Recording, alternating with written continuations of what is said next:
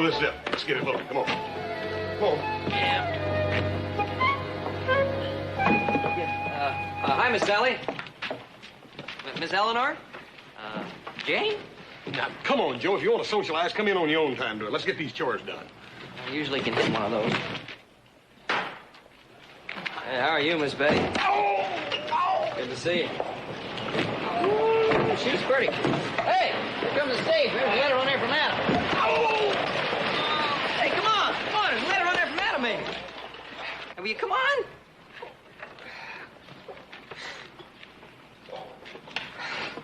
You know, if you just break down and spend a few dollars, you get a pair of boots that fit.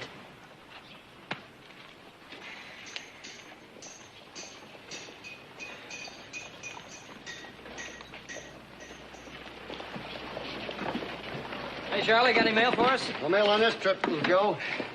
Hi, Charlie. Will you be staying at the hotel, miss? No, I'd like to engage a carriage. Yes, ma'am.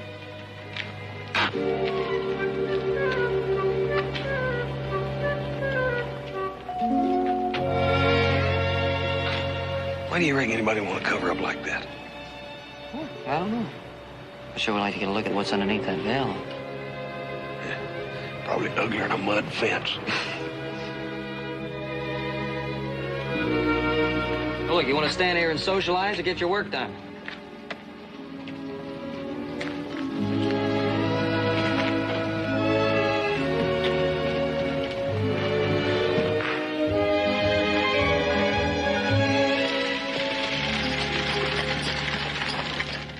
Well, this is it, miss.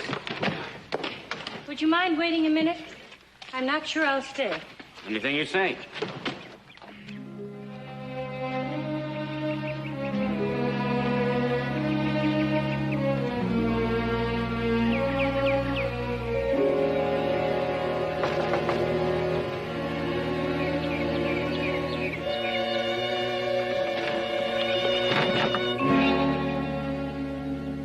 Here. I had no place else to go. Why here? Amelia, we're sisters. I need help. You're the only person that can help me.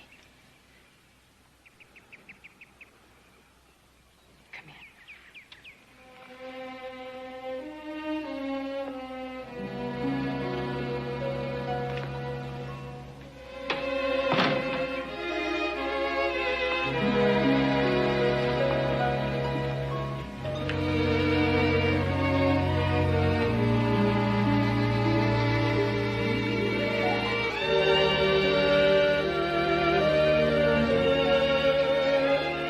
Your life shows in your face, Reagan. And it makes me ashamed you're my sister.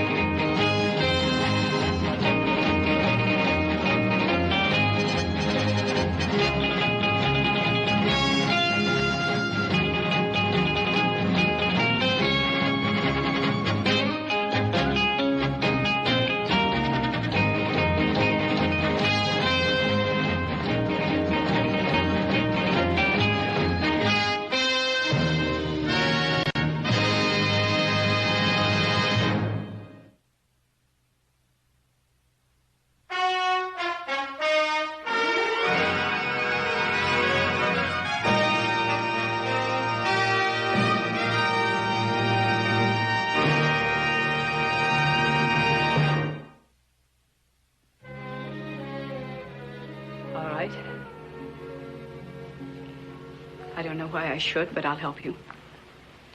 However, you'll have to wait until the bank's open in the morning. You can stay at the hotel overnight, and I'll leave an envelope for you at the desk after 9.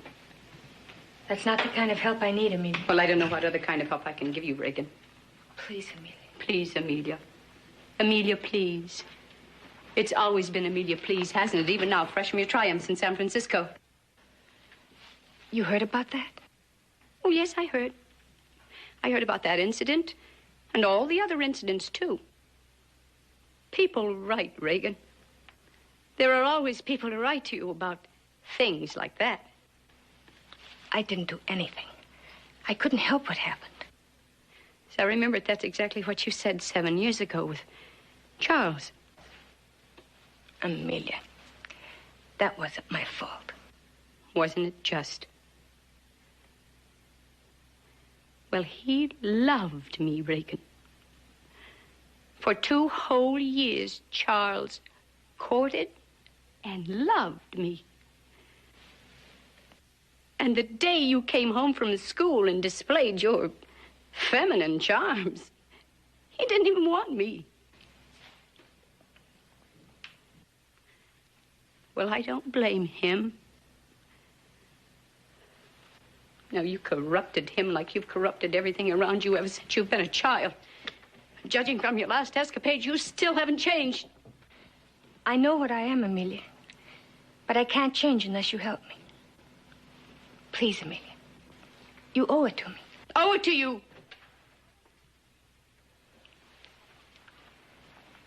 Just remember this, Reagan. I don't owe you anything. Yes, you do. You do owe it to me, Amelia. For all of the love that Father gave to you. The smart, clever one. And denied me. Please, Amelia.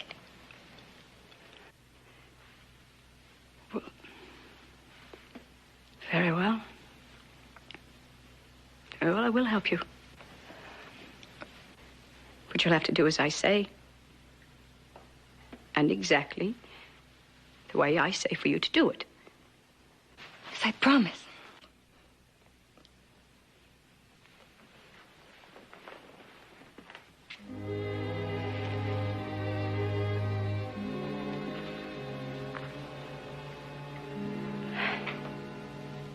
Have your driver bring in your luggage. Thank you, Amelia.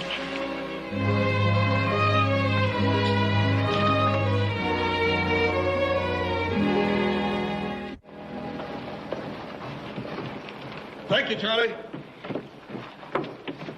What'd Adam say, Paul? Says the assay report in Sacramento was excellent. Hey, did I tell you? When's he coming home? Oh, not for a couple of days. He's having some meetings with a firm of mining engineers in San Francisco. Let me see it. Now, look, Hoss, go get the wagon. Will you bring it around? Let me read it. You have all the way home to read it. Now, read the wagon. Yes, sir. I'll see you in a couple of minutes.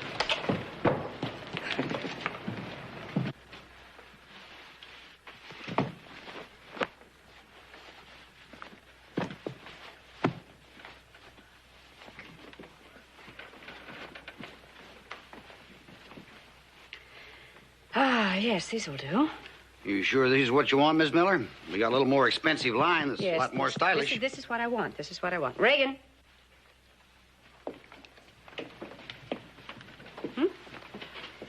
Yes, those will be just fine, Amelia. Well, you'll need several for daytime and at least one good black for church. Mr. Amos, do you have my pattern in a smaller size? Oh, I'm sure I can find one. It'll suit just fine.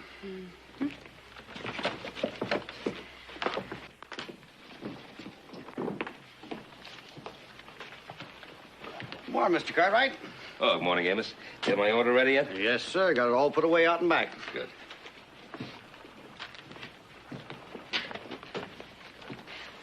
Excuse me, Reagan. There's someone I must see. Good morning, Ben. Oh, well, good morning, Miss Miller. Good morning. Say, I've heard a most interesting rumor. Oh, what was that? Well, that you're seriously thinking about mining the area above Gunsight. Well, as a matter of fact, I have been giving it some thought. I'd like to talk to you sometime about investing in the venture, I mean. Well, Miss Amelia, you know, mining, particularly silver mining, is so highly speculative. I think you'd probably find much safer investment somewhere else. Oh, come now, Ben. I'm not some poor widow investing life savings. Oh, of course not. I'm well aware of the risks involved. But I'm also aware of the rewards commensurate with them. Well, to be frank with you, Miss Amelia, I just wouldn't want the responsibility of having you possibly lose any money. You sure this is everything, Mr. Cartwright? Yes, thank you, Amos. Oh, a couple of packs of cigars for my foreman. Ben, should you change your mind, you would let me know? Yes, of course I will. Fine. That stuff? Yeah. Morning, Miss Amelia. Good morning, Hoss. Your sister chose the same dress materials as you selected, Miss Amelia. Fine. Thank you, Reagan. Reagan, this is Mr. Cartwright and his son, Hoss. Morning. Hi, ma'am. How do you do? Mr. Amos, please put that on my account.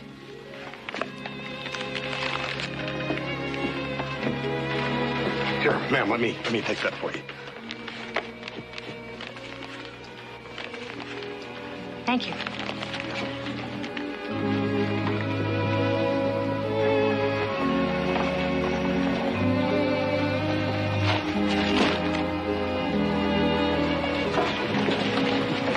Thank you. My pleasure, ma'am. You know, we didn't even know that Miss Amelia had a sister, so you're kind of a surprise around here.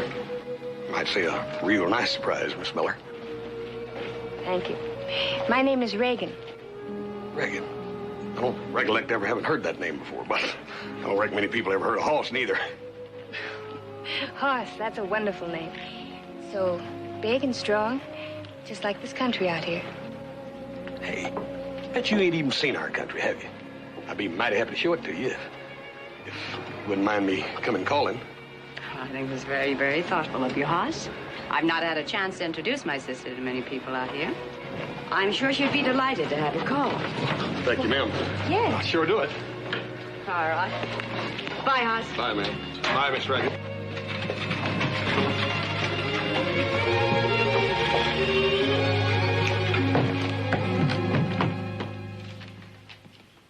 Joe. Yeah, Pa? Didn't Haas cruise that timber up at Gunsight last spring? Yeah. Don't you remember I went up there and found him bogged down in a snowdrift? Oh, yeah. Where's Haas now? I think I saw him out on the front porch. I don't think he's doing anything. Joseph, Yes, sir. feet on the floor. Yes, sir.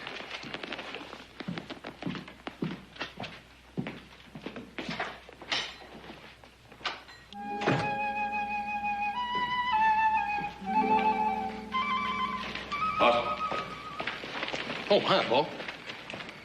Adam writes there's a firm in Sacramento. Wants us to quote a price on 500,000 board feet of timber. And do you think we could handle that out of the tract above Gunsight? Boy, that'll take some doing, Paul. Yeah, well, why don't you ride up there and take a look? We're going to have to clear it anyway if we're going to do any mining. Paul, can little Joe do that instead? Why? Oh, well, I promised Miss Reagan that I'd take her for a buggy ride and show her the country. And of course, she ain't gonna be here long. I just... Sure. Thanks, Paul.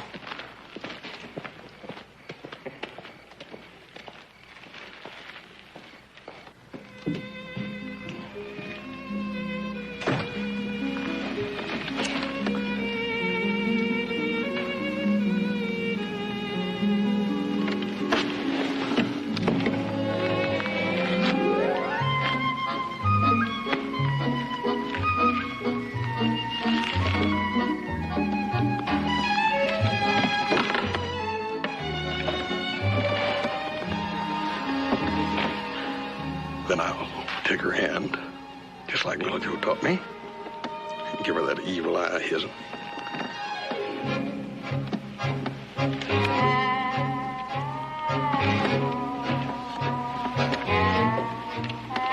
Then I'll turn to her and I'll say,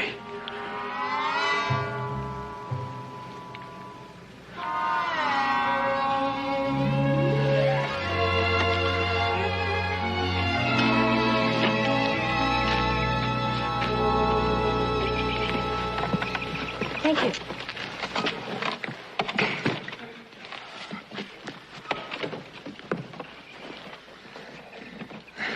get up.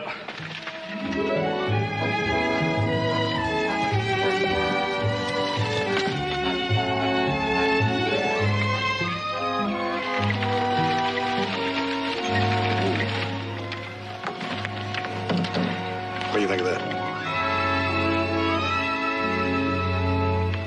It's beautiful. No other place on earth like it.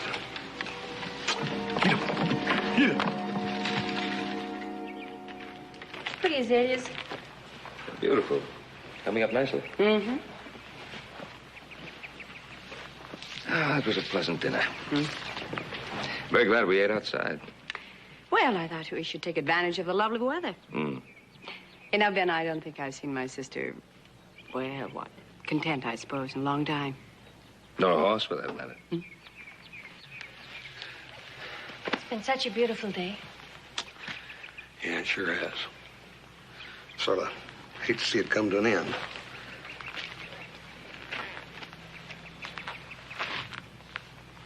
Miss Reagan, you made up your mind yet? About what, Hoss? Well, about not making this just a visit, but settling down here. Well, I don't know. Settling down has such a permanent sound, doesn't it? Yeah, I reckon it does, but sort of nice sound, too. I mean, it's one that us folks here understand. Well, I don't know if it would be right for a person like me. Oh, sure it'd be right. Why, the right person came along, it'd be right as rain. Can it ever really be like that, Hoss? Sure. I mean, you get married, and build yourself a house, raise a family. Like they say, grow old together. Grow old? That's something you ain't gonna have to worry about for a long time yet, Miss Reagan.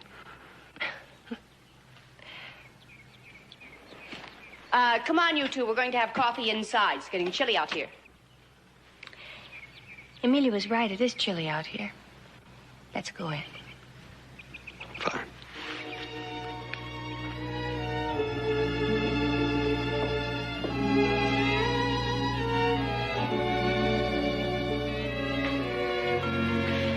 You know, I think the Cartwrights actually enjoyed having dinner outside. What were you and Hoss talking about? I think Hoss wants to marry me, Amelia. Oh. Well, are you considering it? Yes, I am. You know, you were right. Hoss is different from any man I've ever known. Well, did you tell him anything about yourself? No. Aren't you afraid it might come up? Strangely enough, I don't think it would make any difference. Do you know, Amelia? He talked about growing old together. You know, I never thought about that. Growing old.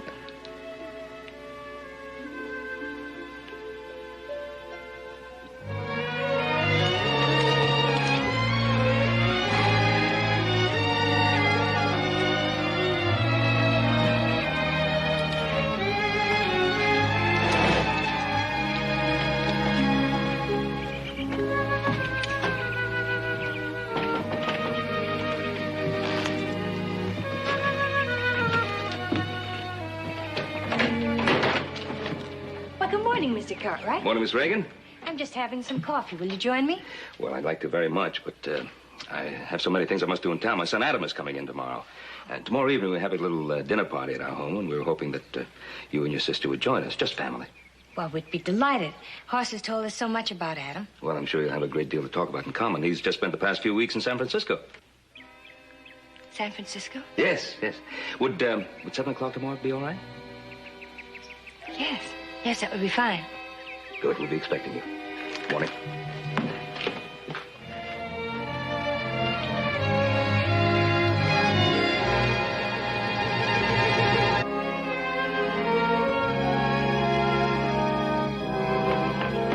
So anyway, old Solly never did find out what happened to his teeth.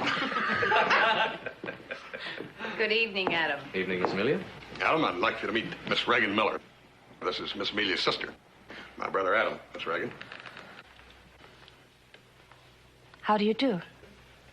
How do you do? Won't you sit down, Adam? Thank you.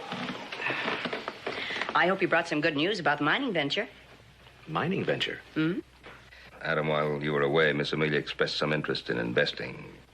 Oh, I see. Well, I'm afraid it'll be an expensive installation, but I think it'll be practical. Hey, Adam. Miss Reagan here just left San Francisco about 2 weeks ago. Now, I know it's getting to be a big town now, but I thought maybe you might have run into some of her friends there. I knew very few mining people there, Hoss. Well, I ran into quite a few people while I was there. Someday, maybe you can tell me who your friends are. Yes. Maybe I can. Ah, Ben, thank you for a wonderful evening. Well, I'm glad you enjoyed it. Oh, say, if Adam can get those figures over the house in the morning, I'll get a letter up to my broker in San Francisco. Going to have to convert some of my holdings. Well, I think something could be arranged. Don't you think so? 10 o'clock be convenient? 10 o'clock's fine. Reagan. Good night, little Joe. Good night. Good night, Mr. Cartwright. Thank you for a very pleasant evening. Well, the pleasure was all ours, Miss Reagan. Good night. Good night. Good night, Miss Miller. Good night, Hoss. Thank you. Good night, Miss Reagan. And it's me that should be thanking you.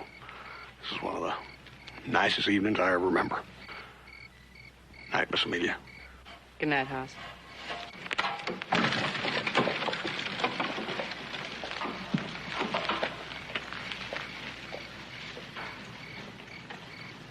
Miss Reagan Miller. Yep. Don't you go get no ideas either, brother. She's all staked out. That's one of the sweetest little gals I ever met.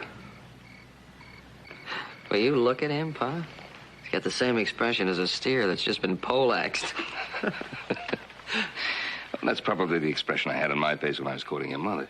Well, he's pretty serious about her. Hmm? Well, it's about time one of you boys started thinking seriously of getting married. Pa, you trying to get rid of me?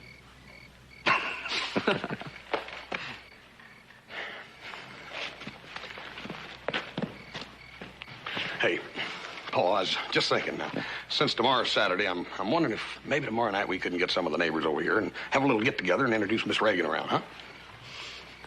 Well, I don't know. It's a little short notice, but I think something might be arranged. Hey, good. And if I'm real lucky, I might even have a little announcement to make. Hey, you son of a gun! Congratulations! We were just talking about that. Now we get rid of you.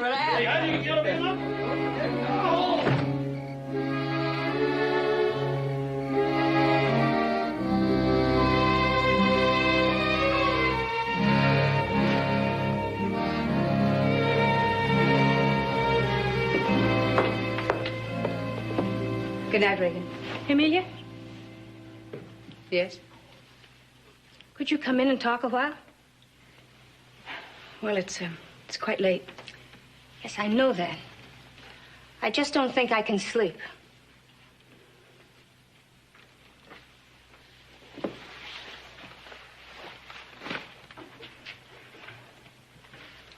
Probably realize, of course, that Adam heard about you in San Francisco. I know he did. I could tell the way he looked at me. Yes, I noticed that, too. He just couldn't seem to take his eyes off you all evening. Or aren't you worried about that? No, not particularly. Well, you should be. You know, once Adam tells Hoss about you, that not only ends your chances with him, but all my plans as well. Well, he's not going to tell Hoss. And what's to stop him? I've yet to meet the man that I can't handle. Well, Adam is not as naive as Hoss. He's still a man. And men are your business, aren't they, Reagan? Yes. Yes, they are, Amelia. Just remember this.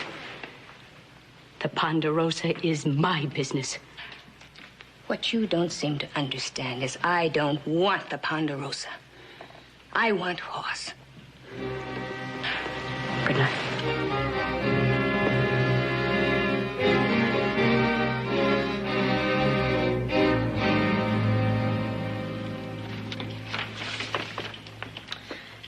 Adam, I really would like to study these reports just a little longer. All right, that's a good idea.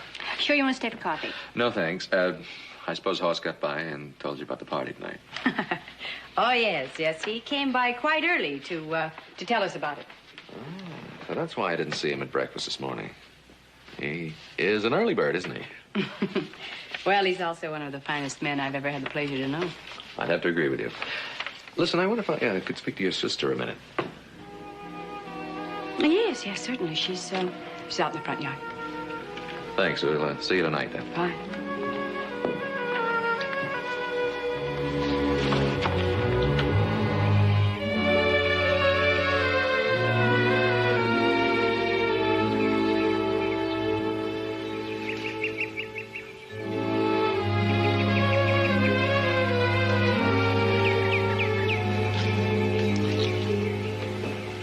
Doesn't look like the same Reagan Miller I've heard about in San Francisco.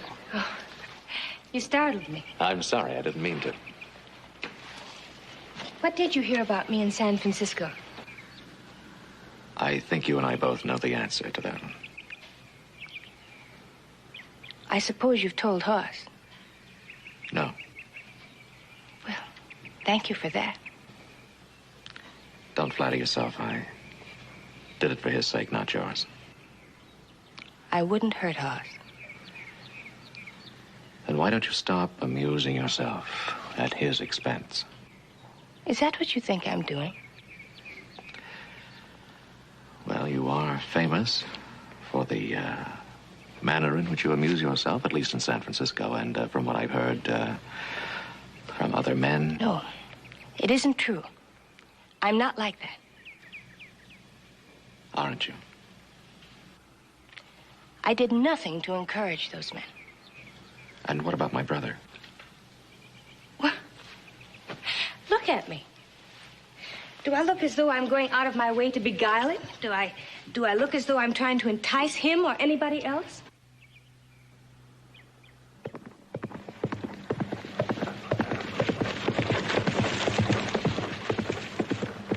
I won't have you telling me what to do. All right. Then I'll tell him. Tell him what? That the woman he loves is some special kind of monster? That I'm supposed to be responsible for every man that falls in love with me, but I'm not supposed to give any love back? I came here to get away, to be ugly, to be plain, to hide, to get away from everything I've been. And I thought I'd found something here. I thought I'd found someone who didn't want me just as a possession to display or a prize to show how important he is. Someone who saw past all of that and wanted me just for myself. Can you understand that? Is that too much to ask?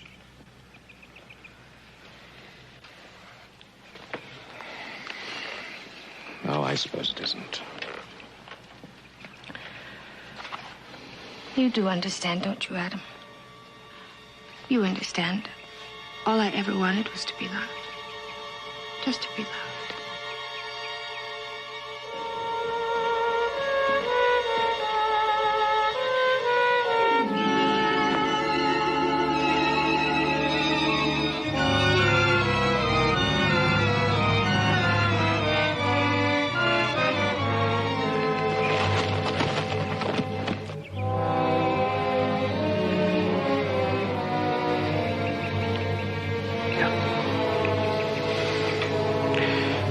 I understand.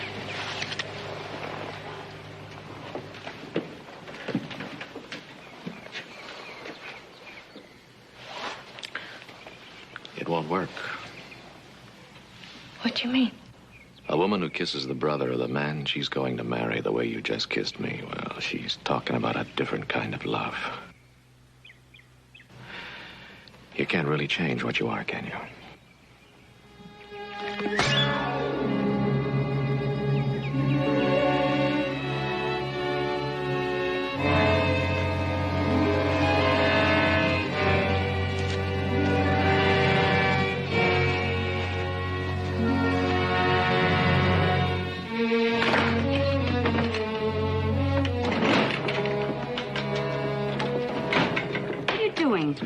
I'm getting ready for the party. Well, that's strange. You don't act like you're in a party mood.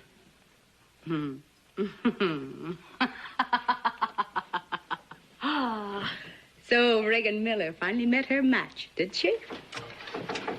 You think I failed with Adam, don't you? Well, maybe I did. But that's because it wasn't me out there. It was something that you tried to make me. It will cost me a great deal of money, Reagan. But I've waited years to see you finally meet a man you can't handle. A man who can humiliate you. Those are the two driving passions of your life, aren't they, Amelia? Money and seeing me humiliated. I tried to warn you. But whatever that devil is that's so strong in you, you wouldn't listen. You couldn't take my help. Your help made me ugly out of jealousy. Your help pushed me at Hoss out of greed. Now, we both have our own personal devils to feed, Amelia, but I prefer mine to yours. Reagan, what are you doing?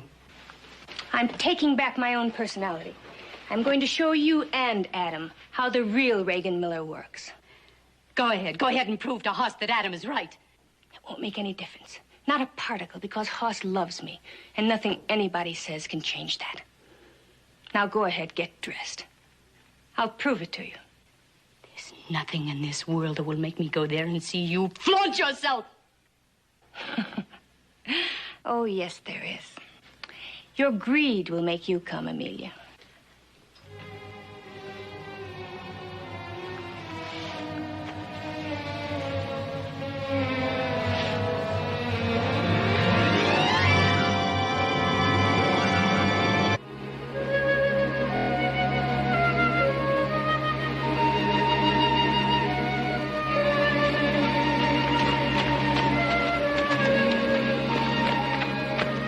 Mr. Hoss want to see you in bunkhouse. He very upset about something. Thanks, Arthur.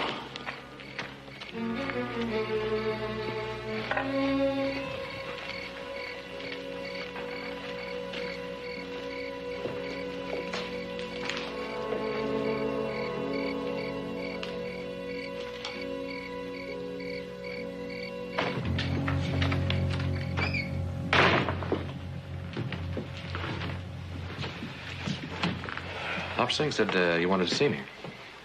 Yeah. Where you been? Well, you know where I've been. I've been over to Miller House to see Miss Amelia. Miss Reagan. You seen her too, didn't you? Didn't you? You asking me or telling me? I'm telling you. Here we are. One thing you know how to make, Pa, that's punch. Sure do.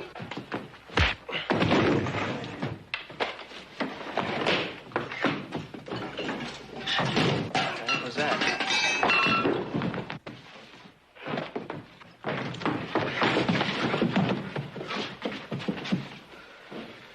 What's this about? Ask him. What's this about?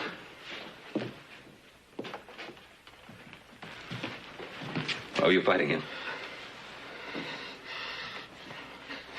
I wasn't fighting him. All right, why was he fighting you?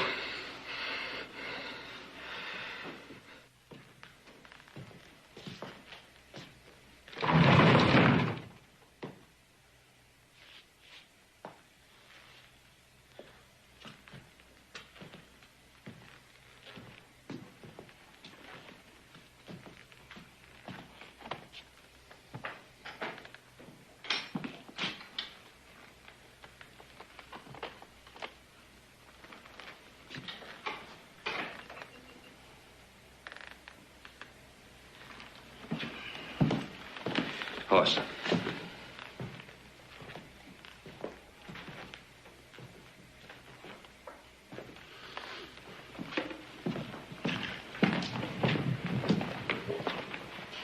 Now, Hoss, I must talk to you. There ain't nothing to talk about. Yes, there is. Hoss, Adam wasn't trying to hurt you. He was trying to help you. By making love to Reagan? No, he wanted to talk to her. Sure he did. But he ended up with her in his arms and kissing her.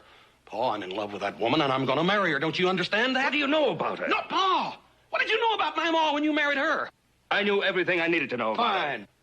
I know everything I need to know about Reagan. You don't know everything about her. You don't know what Adam was trying to tell you. No! Paul, I'm not going to hear anything bad about Reagan from Adam or you or nobody else. Son, don't blind yourself to the truth about her.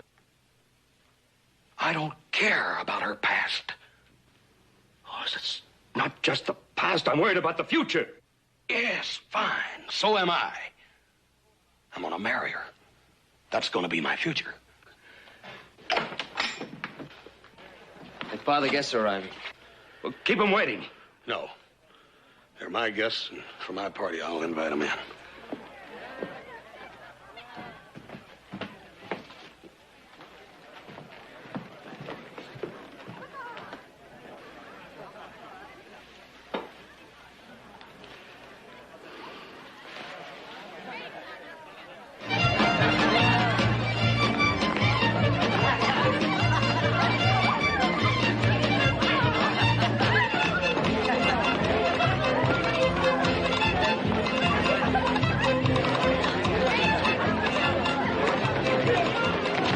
Some punch. Golly. Hey, Hoss, come on, have a good time.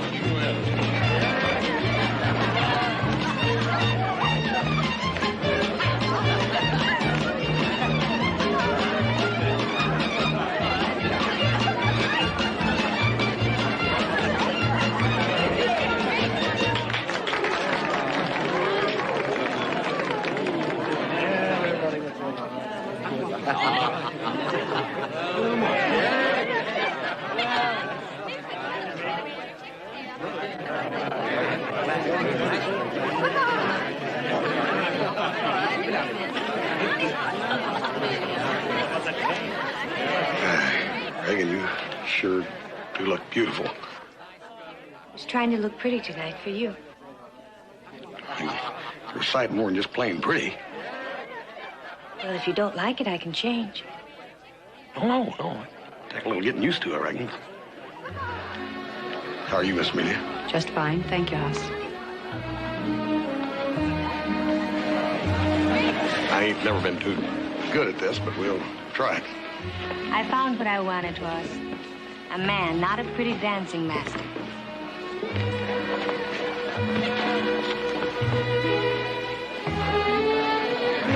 Reagan,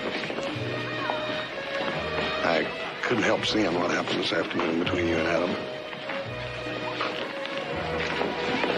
From now on, we'll just forget that ever happened at all. I wanted to tell you, Hoss, but I was afraid I'd lose you. Reagan, you ain't ever got to be afraid of that. Thank you, Hoss. I couldn't stop it. You could see that. I know.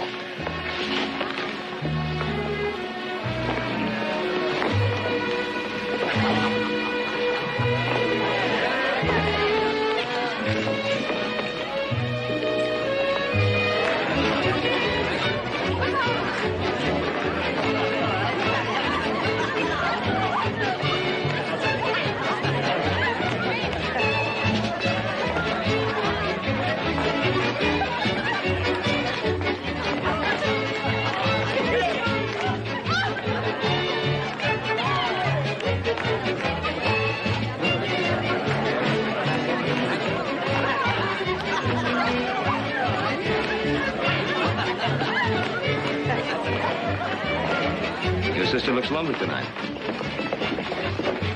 Very fine dancer. Yes. Excuse me.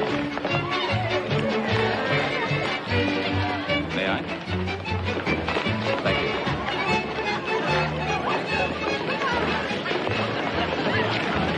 Oh, Mr. Cartwright, I can't dance another step. Could we get some air? You have been dancing quite a bit tonight. Of course, let's go outside.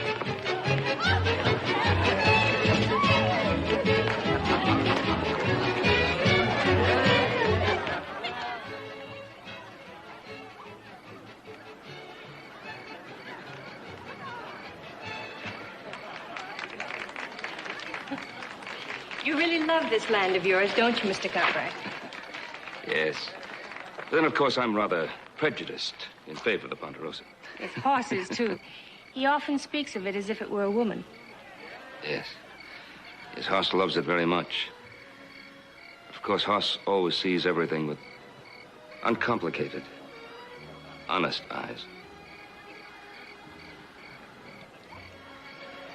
How do you think he sees me? As the woman he wants to marry. And, how do you see me, Mr. Cartwright?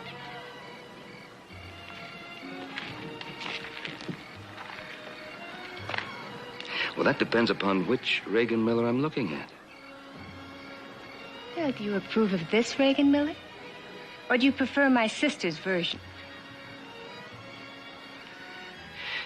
I would guess that the way you are now is the version that most men would know you as. I see Adam has informed you of my infamous past. Did he also tell you what happened this afternoon? Yes? I can imagine what interpretation he put on it. That's not important. What is important is Hoss. His happiness. You don't think I can provide that happiness? No. Frankly, I don't. But my son, unlike perhaps most men that you've known, gives his love freely, openly, honestly, without reservation. And even the knowledge of your past couldn't shake it. If he can forgive that, why can't you? I suppose I could. If I thought that you'd really changed. But you don't believe that? No.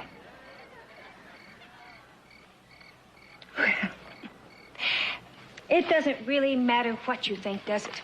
Or Adam. Because Hoss will marry me anyway.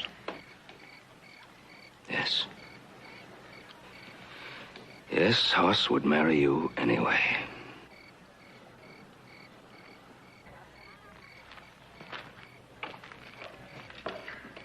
But the love that would forgive you your mistakes in the past would never forgive you those same mistakes in the future. I won't make any mistakes. Won't you? Just this afternoon, Hoss saw you kiss Adam. But Hoss understood. Did he? When Adam came home, Hoss almost killed him. Now, what do you think would happen if you made that same mistake again? Hey. What are you two doing out here? Oh, we're just admiring the night, Hoss. I better get into our guests. Excuse me.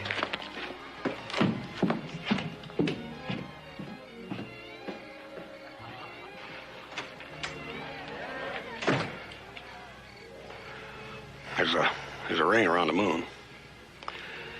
Could mean that it's going to rain tomorrow. Hoss. About this afternoon. Reagan. I told you we weren't going to talk about that anymore. Well, what if I were to tell you that it wasn't Adam's fault? That I'd encouraged him? You wouldn't do that. Well, what if I did? You ain't like that. I could be like anything. You don't know anything about me. Things like that could have happened to me in the past. That's all over, Reagan. Don't matter. You don't have to tell me about those things. It just don't matter. No more than you getting all dolled up for this party. It just don't make no difference.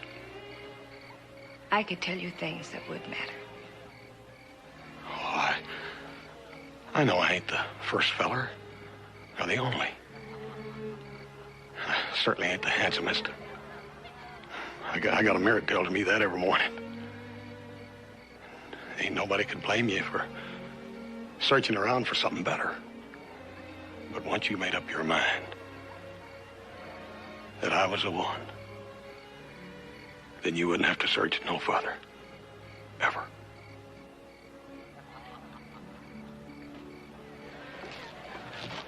Your father was telling me how much you love this Ponderosa. What if I were to ask you to leave it, to go away? Why would you want to do that? I don't know. What if I just did? I hated it, and I wanted to live in a city.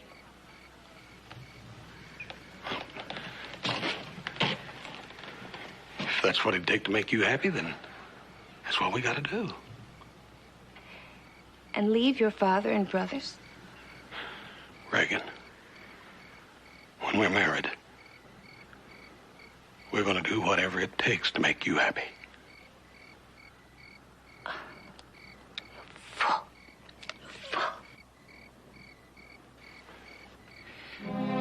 What can I tell you to make you realize what I am? Stop it. You stop it right now. I don't want to hear no more talk like that. Reagan, you love me, and that's all that counts. Love you? Haven't you understood anything I've been trying to tell you? If I loved you, that would be the worst thing that could happen. Can't you see that? My love would destroy you, Hoss. Because you'd have to share it with every other man I'd ever meet. Now do you know?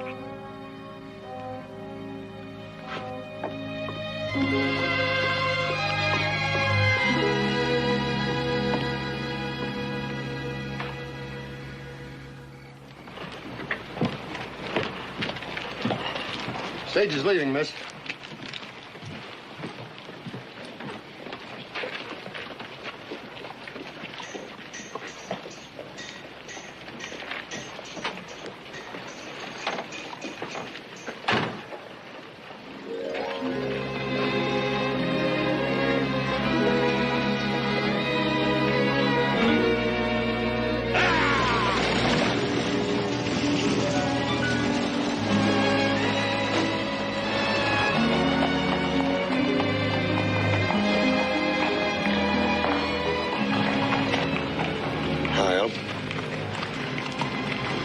Well, there goes one we'll never forget, huh? Here. Let's go home.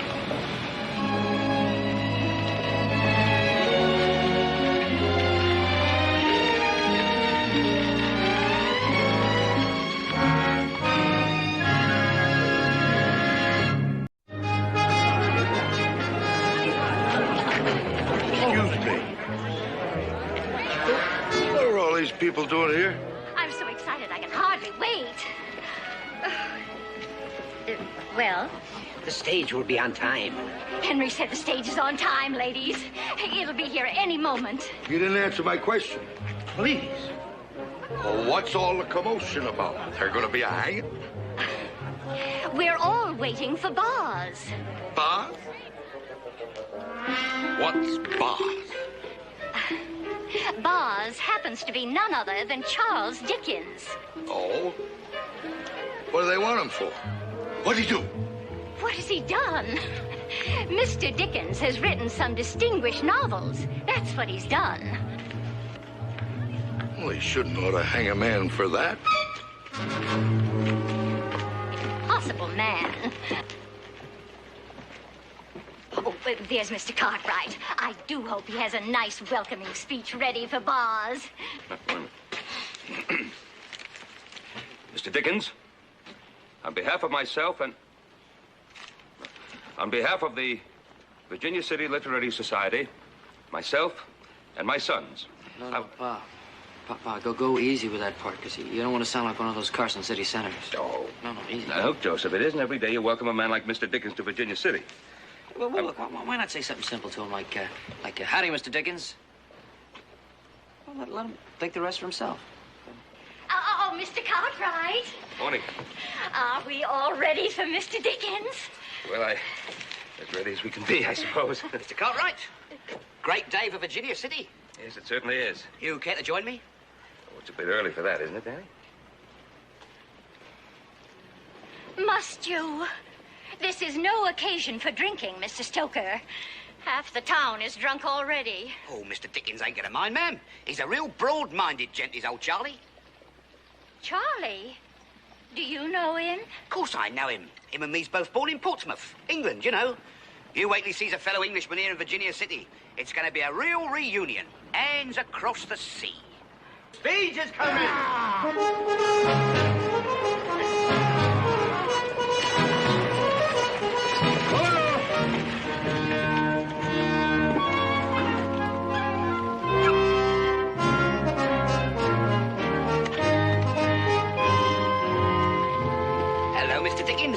Dan Stoker's the name, a fellow countryman.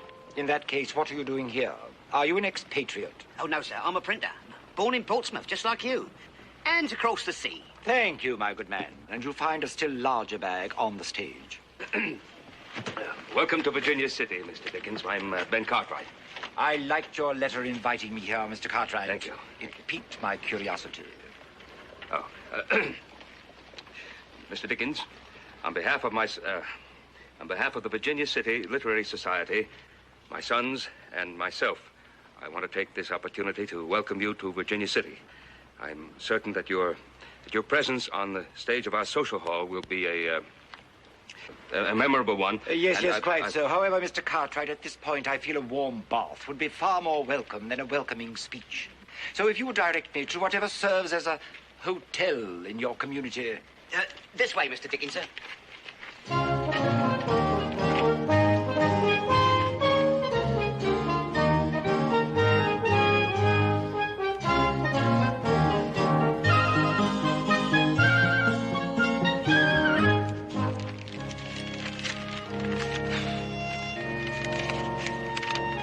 Want to read a speech to me?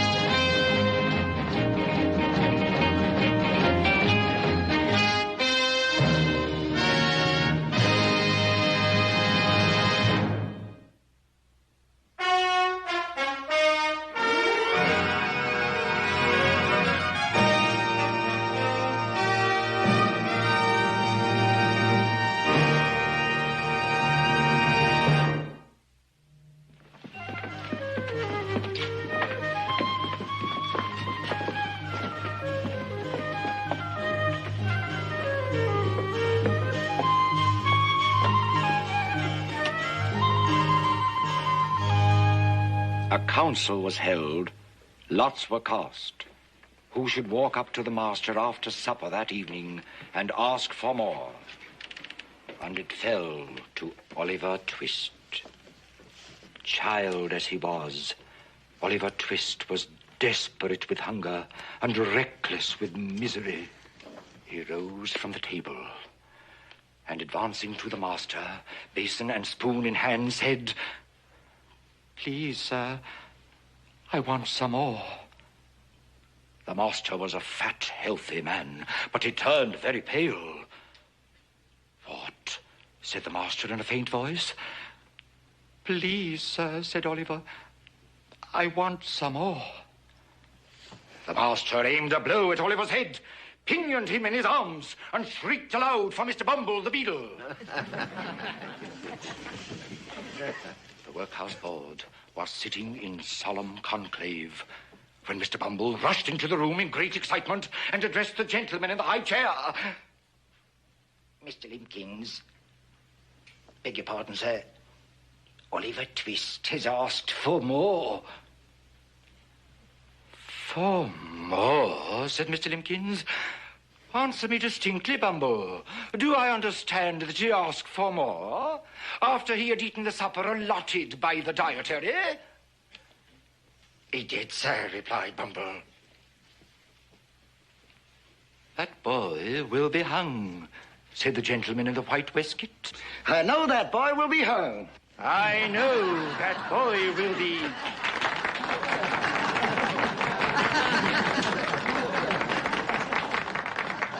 I note that a great number of you are more than a little familiar with my work. We sure are, Mr. Dickens. In other words, you have not only read Oliver Twist, you have memorized it. Yes, sir. Not only that, Mr. Dickens, but we're also following the old curiosity shop. And we all pray that you don't let little Nell die. Your devotion to my work might be an honor, madam, were it not for the fact that I have never given America the right to publish my writings. But it seems that certain unscrupulous American publishers have stolen my work and distributed it wholesale, even in places as remote as this unimportant mining hamlet.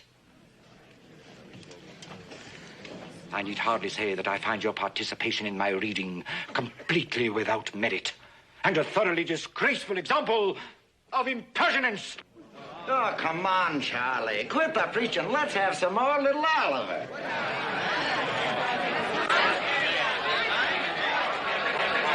There will be no more of Oliver or of anything else. My performance is over.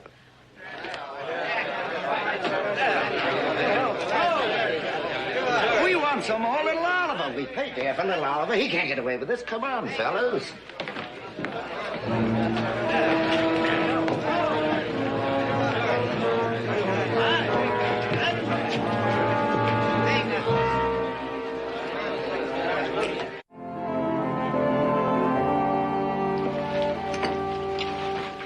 Fine, you want me to call Mr. Dickens down for breakfast? No, I'll let him sleep. He'll get more sleep than he would in that hotel in Virginia City. People in Virginia City had their way. They give him some sleep for a long time. Yeah, I'm kind of sorry that I allowed myself to be talked into inviting him here in the first place. Yeah, but Paul, he was good. I'll tell you, when he was reading that thing about that little Oliver twist, I dang near bawled. Sure would like to know how that thing came out. Hey, listen to this. Joseph, will you eat your breakfast first, Dickens. please? Mr. Charles Dickens in dramatic reading at the social hall. Big thing here. Last night, the citizens of Virginia City turned out to a man at the social hall to hear Mr. Charles Dickens, celebrated English novelist, enchant us with dramatic readings from his novels. We were enchanted, true, but only up to a point. But here's where they really give it to him. Then we were disenchanted and disillusioned. Joseph. Halfway through the performance, Mr. Dickens stopped the reading and... Wait a minute, I'll give you the paper in a minute. Mr. Dickens stopped the reading and then proceeded to say that Virginia City was an unimportant mining hamlet. We found Mr. Dickens, the celebrated English novelist, to be quite rude. We also found this big sale here, Dad. Let me see that, young man. Grossly insulting. No sense of justice at all. Imagine mocking me on the stage like the barbarians they are, and then condemning me. Now, I don't think they were mocking you, Mr. Dickens. By reading along with you, they were just telling you in their own way how much they like your work. Barefaced theft. A further installment of the old curiosity shop. That's where that dreadful woman read about it. Oh, names misspelled, dialogue mutilated. I have never given a common newspaper anywhere permission to publish my work. Oh, it's not that I care about the money. It's the principle of the thing. Well, if the people like your work and you don't care about the money, doesn't that sort of take care of the principle? Nonsense, my boy. It's not a matter of my personal considerations. It is a question of justice. I am going to tell the editor of this penny dreadful what I think of him. Adam, I think I'd better go along with Mr. Dickens. Sam Walker has a pretty good temper of his own.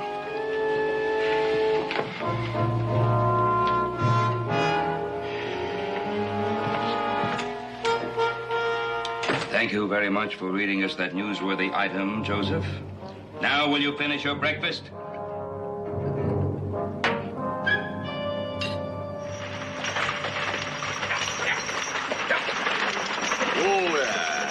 Well, here we are. I've enjoyed your company, Adam.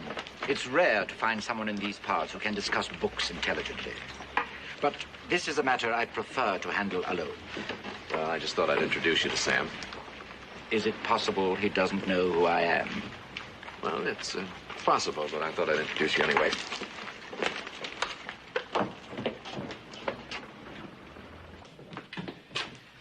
Morning, Sam. Like to meet a friend of mine. Never mind the formalities, Adam. I know this gentleman quite well. It's a pleasure to have you visit my small shop, Mr. Dickens. The feeling is not mutual. I am not here to discuss your notice of my performance last night. That is freedom of the press. I suppose. But this pirated passage from my work, I want to know by what authority you dare to publish it. Well, seems like I didn't need much authority. I liked the story, so I printed it. I did send $25 to a Chicago publisher for the right to print his version. Of all the impudence. His version, his rights? What about my rights? Here, Boz. You tell him. Do you hear that, Mr. Walker? What about his rights? Always on the side of what's fair, I am, Boz. Only my friends are allowed to call me Boz. Get back to work, Dan. Mr. Dickens, you know publishing as well or better than I do, so you should know that without an international agreement on copyright, you haven't a leg to stand on. So should we forget all this and you and Adam be my guests over at the hotel for lunch? Sir, this will be the last installment of my work to appear in your paper. Is that understood? Sorry, I can't buy that. Disappoint too many readers. But I tell you what I will do. I'm running Pickwick papers after the old curiosity shop. The devil you are! And, just to be fair, I'll give you the $25 instead of sending it to Chicago. Did you hear that, Adam? Sounds reasonable to me. Bah! Walker, you will stop publication of my work as of today, or I shall see to it that your paper is closed down and your name discredited from here to New York. I'm sorry, I can't oblige. You see, there's so many people threatening to close me up that getting the same threat from you is quite an honor. Bah! Oh, Mr. Dickens. I hope you're not going to let little Nell die. If it disappoints you, she will. Well, I knew you wouldn't get very far with Sam. Citizens of Virginia City, may I have your attention, please? What are you doing? Demanding justice. I'm going to tell them the kind of man Sam Walker is. Well, this is not the way to do it. Sam Walker's a very popular man here. These people will ride you out of town on a rail. Expressing my views in a free country? Citizens of Virginia City, you all know who I am. I appeal to you as fair-minded Americans. The editor of that paper is a pirate. Like the worst kind of buccaneer on the high seas. He has plundered me of my property. He's a brigand, a highwayman, a freebooter. And all of you are little better if you support him. I demand, as a simple matter of justice, that you stop buying his paper. Pipe down, lime juicer. Tell it to the Queen. Why don't you go on back to England? Yeah, go back where you belong. I'm also advertising from him. Tell it to the Force Queen. him to. Where is your sense of justice? Is that man to be allowed? Mr. Dickens! Mr. Dickens! Would you autograph this book, Mr. Dickens, for a fellow countryman? Always on your side, you know. Dan Stoker's the name.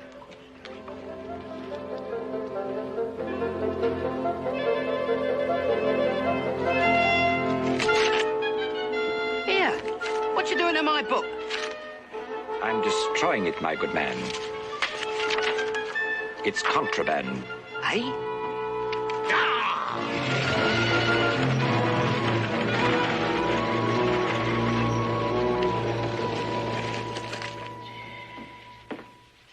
Where have you been?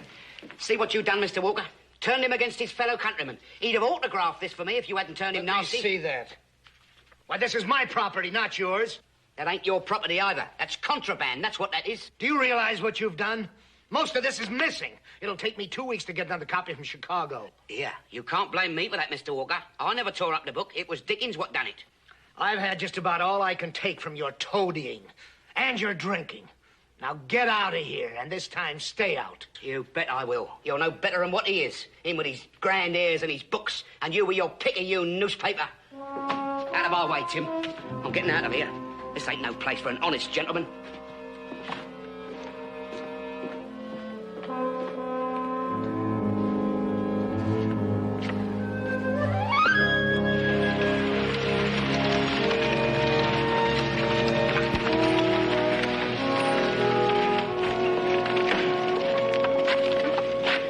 Adam, where's Mr. Dickens? Well, he's had his fill of Virginia City, and he's waiting for tonight's stage east. What happened down at the newspaper? Well, he didn't get anywhere with Sam, so he tried it out on the crowd. Oh? And? same thing as the theater, only on a smaller scale. I just hope he stays in his hotel room and keeps out of trouble. We invited him here. I guess right after supper we should go into town and see what's happening.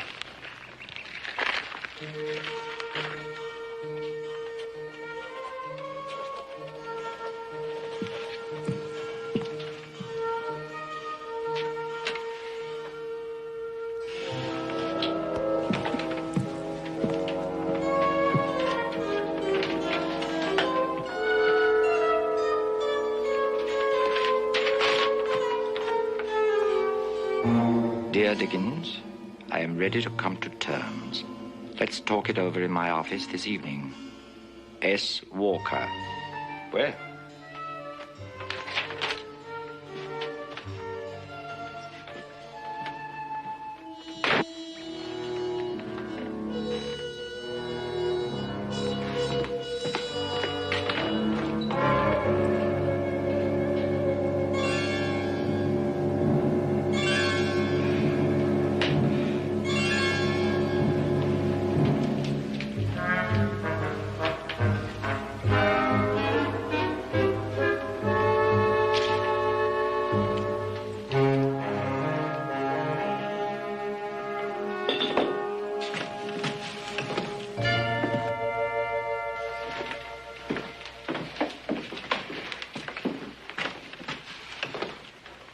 Did you have anything to do with this?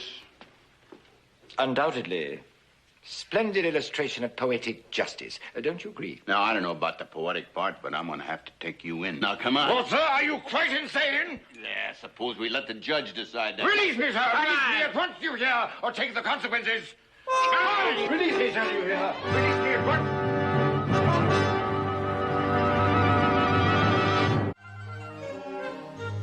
Sheriff? Sheriff!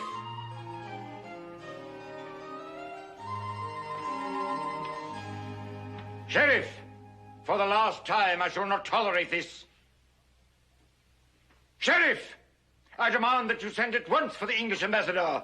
Ben, I had to lock him up. He admitted responsibility. Sheriff!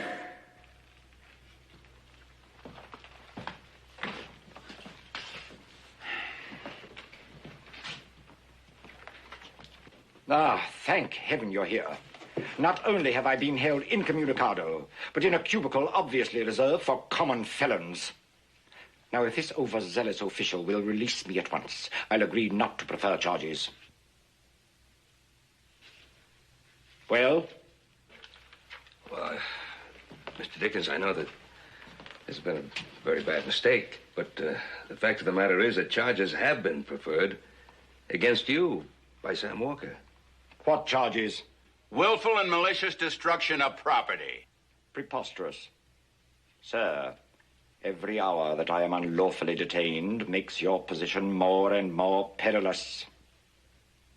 Mr. Dickens, the sheriff tells me that this whole thing can be cleared up right now if you only tell him what you were doing at the Enterprise office this evening. I shall tell him nothing. All it requires is a simple explanation. It may seem simple to you, Adam, but if I explain, I automatically admit that my presence at the Enterprise was suspicious. And as I hope you know, Adam, I am above suspicion. Now, how much longer is this sorry jest going to continue?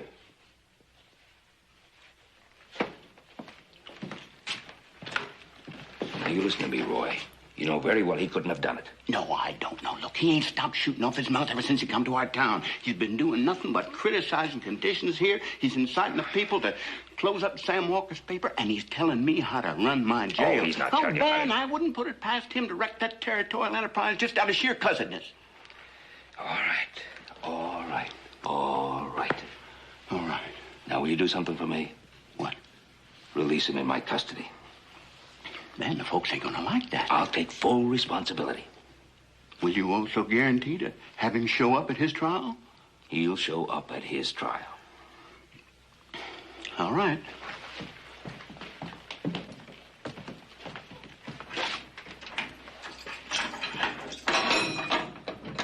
All right, Dickens, you're out on Ben Cartwright's say-so. That is until the trial. What trial? What trial? Mr. Dickens, I'll explain that to you. Fetch my hat.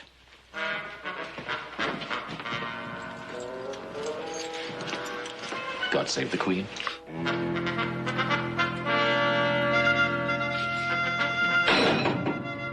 Fetch my hat.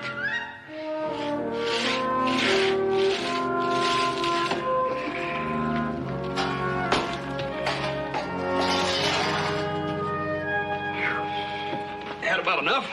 By no means. Ah, splendid country. Hard work, clear mountain air, the scent of pine. A tonic for the soul as well as the body. You know, Mr. Dickens, you'd be mighty welcome to stay on here permanent if you liked. Thank you, horse. It is a temptation.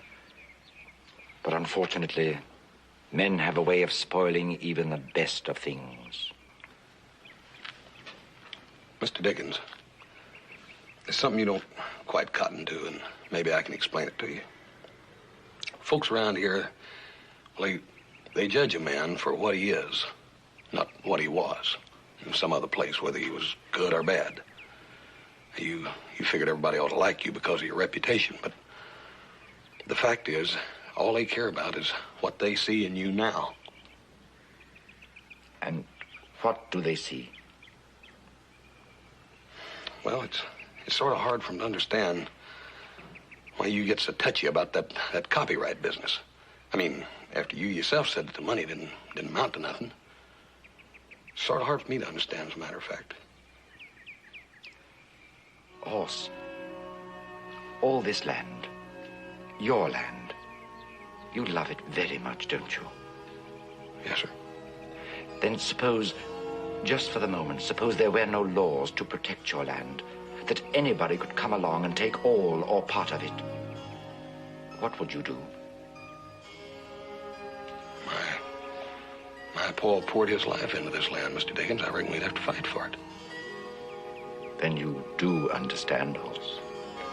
I've poured my life into what I write, and I have to fight for it. Yeah. I don't reckon I ever looked at it like that. Few people do.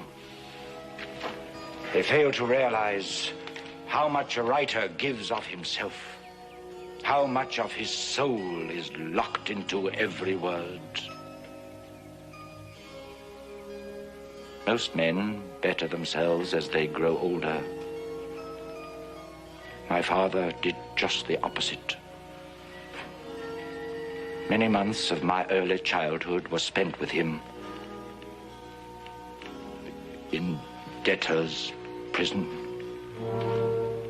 Then later, still a small child, I graduated to a blacking factory, filling bottles with shoe blacking for a few pence a week in a dingy basement room. I was sure it was going to be my future, that there'd be nothing else. Many of the stories that amuse and entertain you came out of the struggles and deprivations of those years.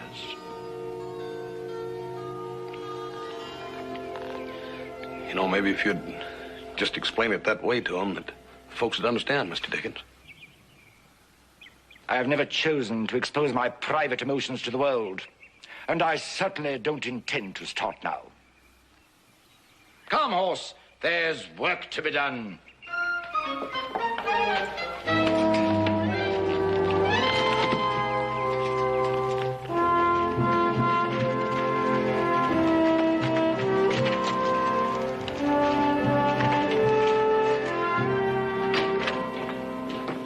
Oh, hello, Tim. Hello, Mr. Cartwright. Let me give you a hand there. Sure is a mess, isn't it? Yeah. Mr. Walker said it'd take about 3 weeks to get the place back in working order. Somebody had to get pretty riled up to do this to Sam. Had trouble with some of your readers lately? Only that Mr. Dickens.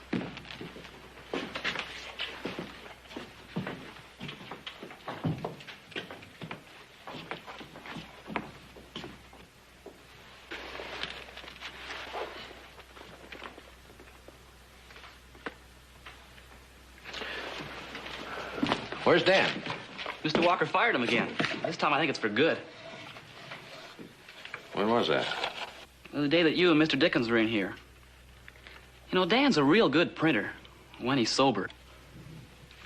And how often is that? Not very often, Mr. Cartwright.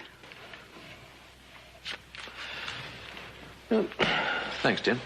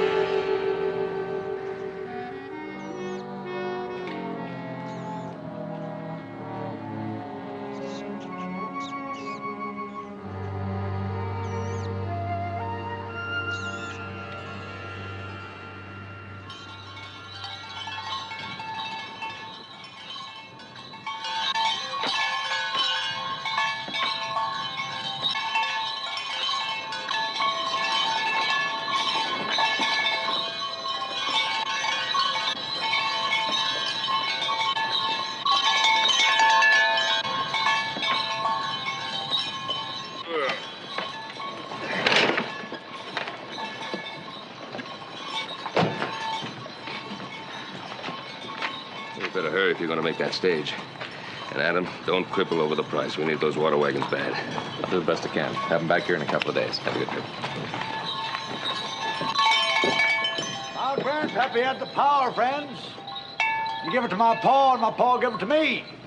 Oh, it's a potent power, I tell you. It's a power to knock old Satan knuckles loose from that sky and bring the velvet touch of water to this here parched land. Gentle drops to make your fields green again. Blessed moisture to fill those wells and wrench this evil dust and heat from the air. Now, folks, I'm going to rest tonight. As soon as your neighbors up the street get finished making arrangements for me, I'm going to go to work. I'd take a last good look at that blazing chariot up there.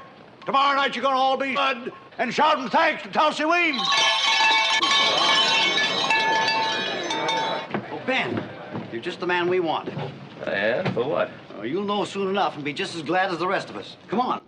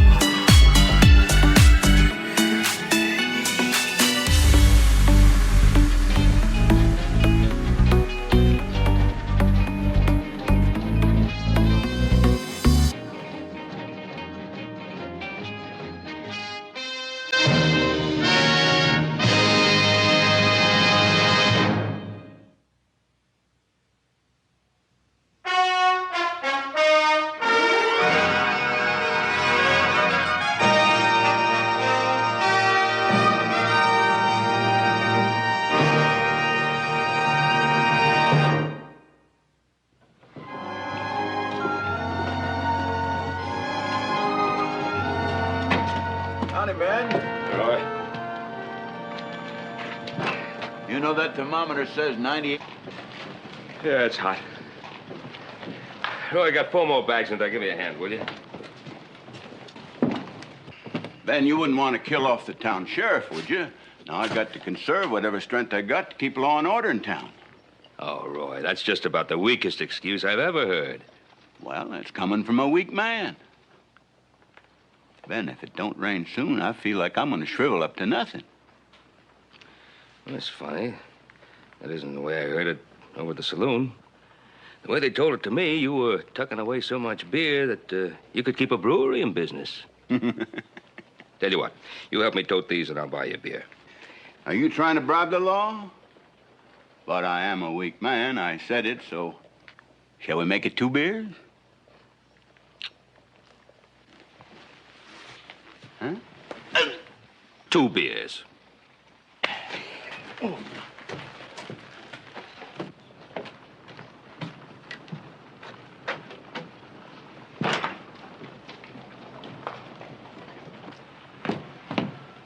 You be careful you don't melt away, Roy, working so hard. Look yonder.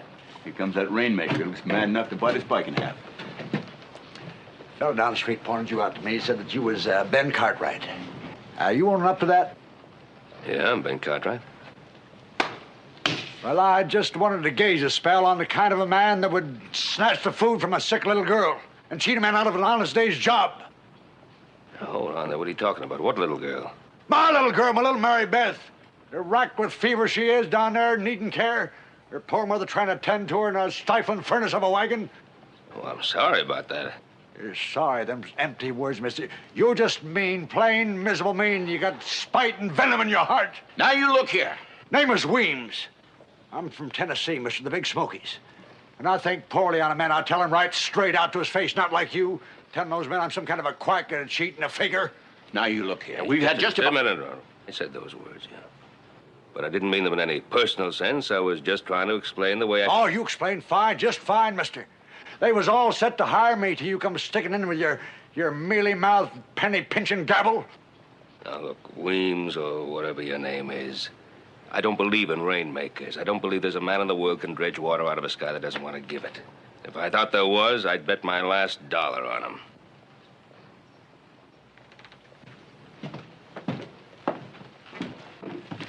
You're wrong, mister. You're dead wrong. Now I can make them heavens open up. I can make the thunder and the lightning. I can flood this land with life-giving rain. I got the power, mister. You better believe that. Oh, I'm sorry, Mr. Weems. I just don't believe. But I'm also sorry that you have a sick child and you can't take care of your family. We'll have some rain a couple of days, and if we do, then there'll be plenty of work for everybody. Honest work. Maybe this help tide you over till then. Hill people, mister. Hill people don't take the insult of charity from no man.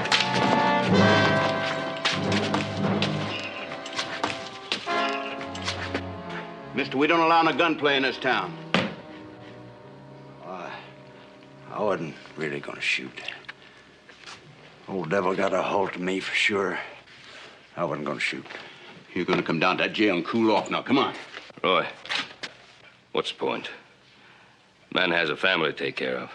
His family's going to be a sight better off with him in jail. He ain't got a dime. You heard him say so yourself. And in this case, the town will pay for good food and a place for them to sleep until I decide to let him out of jail. Well, they're mountain folks, too, Ma and the kids. They don't take charity either here. Now, we'll see about that. Come on.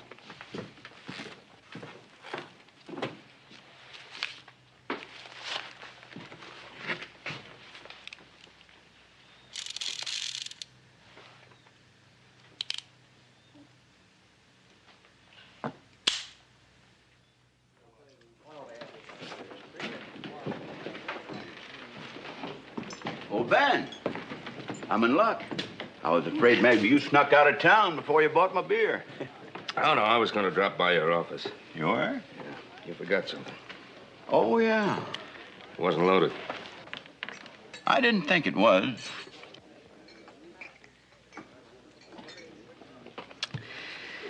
You know, Roy, I always thought you were kind of a soft-hearted old coot. Well, what have I done now? You didn't lock up Weems. Well, I sure did. He's locked up right now, and that's where he's going to stay until he gets some sense into his head. What about his family? I sent Clem out to see that they was put up at the hotel, and the town is going to have to foot the bill. Roy, you might have Doc Crane look in on the little girl. You know, Weems said she was kind of sick. Ben, I already sent for the doc. Now, if you got any more sage advice for this poor old stupid sheriff, I'm listening. Well, as a matter of fact, I have. Oh, you have? Get yourself a beer and cool off. That's just what I intended to do. 2 of them, in fact. Cal, a couple of beers for a good friend, the sheriff here, and put them on my account. Oh, and Cal, 2 beers. 2. Oh, Clem. Not bad. Roy tell you I was buying. You better put another beer on my account for Clem here. Roy. Yeah? Something happened out there, and you ain't gonna like it. Now, it's too hot for riddles. What is it? I tried to do what you told me, but they just up and left. That Weems kid, Juby, nice as pie, I talked to him. All of a sudden, the little varmint kicked at me. He spit at me. Called me a whole bunch of names. They jumped in the wagon, and they was gone. Well, don't come running to me. Get on your horse and go after him. There's a sick child in that wagon. But I did. I couldn't have been more than 5 minutes behind him, and you know it. You know that wagon ought to have been a cinch to follow out there in that dust. It was as if the earth swallowed him up. There wasn't nary a trace. Have a beer. Thanks, Roy.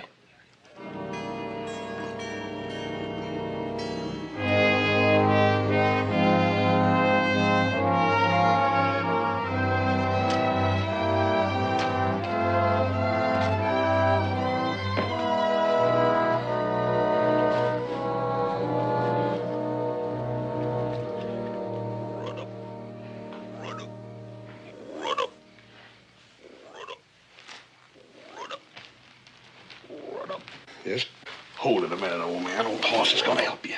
Here you go. Enjoy it while you can. There may not be none tomorrow night. That tub were any bigger, I might climb in there with him. Hi, Paul. Couldn't sleep either, huh? The way that thing's croaking, there's no use trying. How long's it going to last, Paul? How long? You aren't asking, Hoss. You're just hoping like the rest of us. Yeah, I am. Like when I was a young'un, I used to ask about that red wagon for Christmas. I wasn't asking. I was hoping. Check that south water hole today, Paul. Dry as a powder house. I ran into Mr. Olmsted this afternoon. He thanked me for those 3 barrels of water you toted over to his place this morning. Figured as long as it ain't gonna rain, we might as well all go together. Ain't no use in going one at a time. Besides, homesteads have got them 5 little young'uns. Well, when Adam gets back with those water wagons, we'll be able to get some water out of the lake and make it easier for everybody. Might as well get up to bed. It's no warmer there than it is here.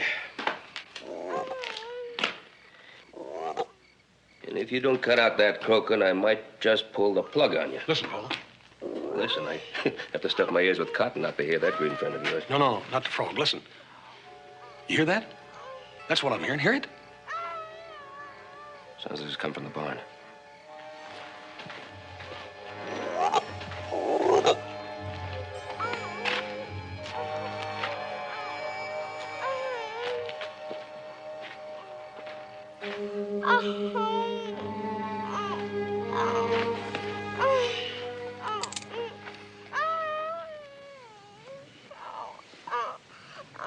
You're Juby Weems.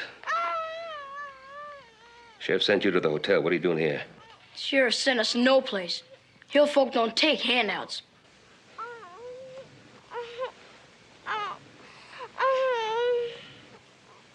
This is my barn. Isn't that a handout? Ain't no such thing.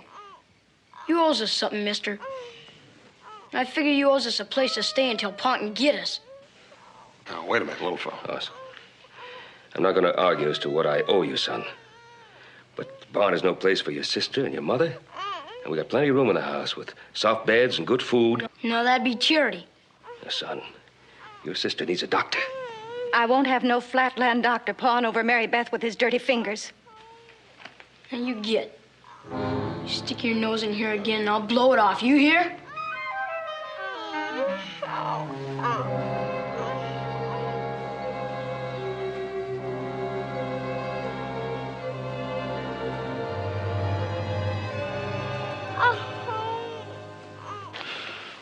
Paul, that poor little gal in there needs some decent care and a decent bed. Not in that stifling barn on a pile of lumpy hay.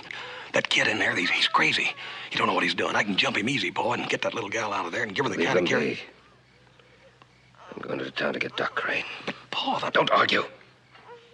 And stay away from that barn. Hoss, the little girl in there. I saw it back east. It's typhoid fever.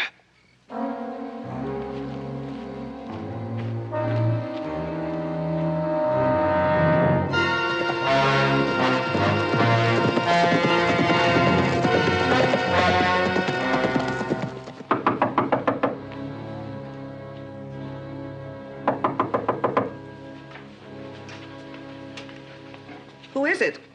It's Ben Cartwright. I've got to see Dr. Crane. I'm sorry to have disturbed you at this time of night, Mrs. Crane. My husband isn't here, Ben. He left this morning for Perrysville. There was a mine accident. Oh, no. Well, I'm sorry, but he was needed. It's not one of your boys. Oh, no. It's a little girl. I think she's got typhoid fever. Typhoid? Well, I'm sorry to disturb you. Thank you. Good night.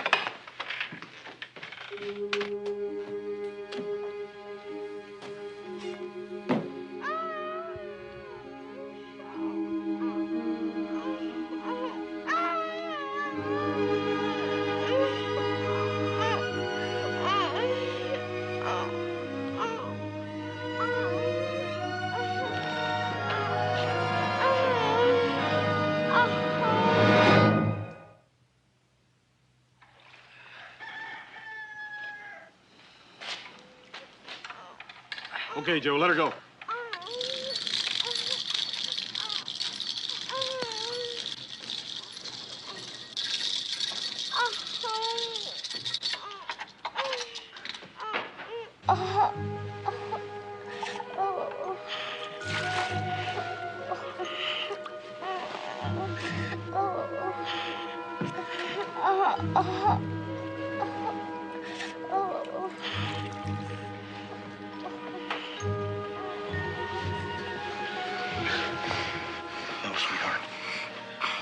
You quit all this tossing and turning. You let old Hoss do the worrying for both of us, will you?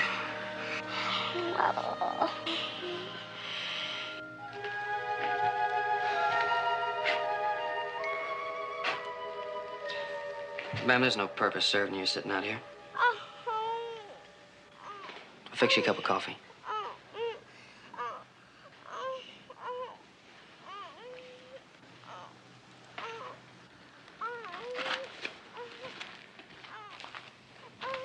How about you, boys? Something to eat, maybe? Say, bacon, eggs, toast, and coffee. I ain't hungry here. And even if I was starving, I'm hill people. And we don't take handouts. Of course, that all depends on how you look at it. I think there's a big difference between a handout and a helping hand. One may be charity, but the other one's friendship. Friend, that big hulk you call into the barn and steals my sister. Come on now, boy. You make it sound like the worst bunch of low-living varmints that ever crawled. Look, you've got to admit your sister's a lot better off upstairs in that bed than she was sleeping out in a barn on a stack of hay. Ma was taking care of her fine. Was your ma getting her fever down like Hoss is? I hates the thought of that big ox up there. Him and his big clumsy hands, prodding it up, pulling over... Big maybe, but not clumsy. Sure, I've seen him bend a horseshoe with those hands. But I've also seen him pick up a hummingbird just as gentle as a feather. I got half a mind to go up there and take my sister away from him. Why don't you just rest easy for a while? If anybody can pull your sister through, it's that big ox who's up there right now.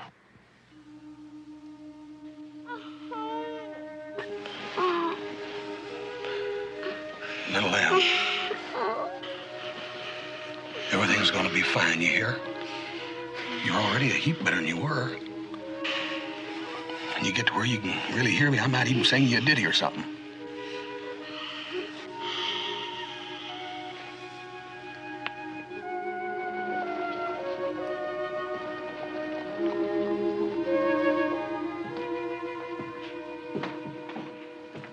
Morning, Ben. Say, you're an early bird. Gonna be another hot one. Miss Roy, I gotta talk to you, prisoner. I want you to hear what I have to say. Well, all right, man. Come on. Wing? Wing. Cartwright here wants to talk to you. I said it yesterday, mister. You got a glib tongue. You know the words that can cut up a man's life. What words you gonna slice me with today? I came here to tell you something about your little girl. You got something to tell me, you spit it out. Well, last night I found out that Mary Beth is... Well, she's sicker than even you think. There's no use beating about the bush. She has typhoid fever. Typhoid fever? Ben, this is really bad news. Yeah. Typhoid, what's that? What's this typhoid? Mary Beth's gonna be all right, isn't she? Typhoid is a very serious disease, even in a strong man, to say nothing of a little girl like yours. You gotta let me out of here, Sheriff. Mary Beth needs me. Now, easy now. See, she's at the Ponderosa. I'm afraid you won't be able to see her, though. You're talking nonsense. If she's there, I'm going to see her. Well, you don't understand. See, my son has...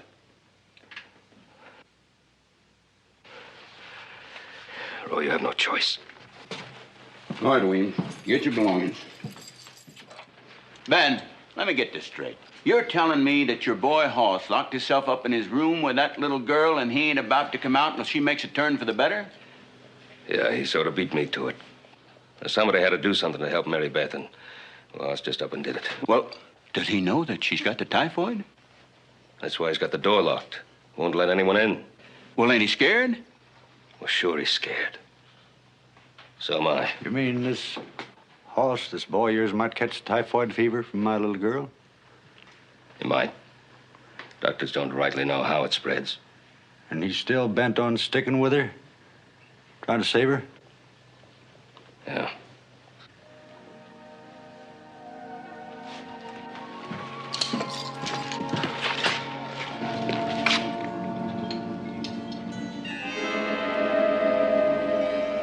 It's the devil's work, that's what it is.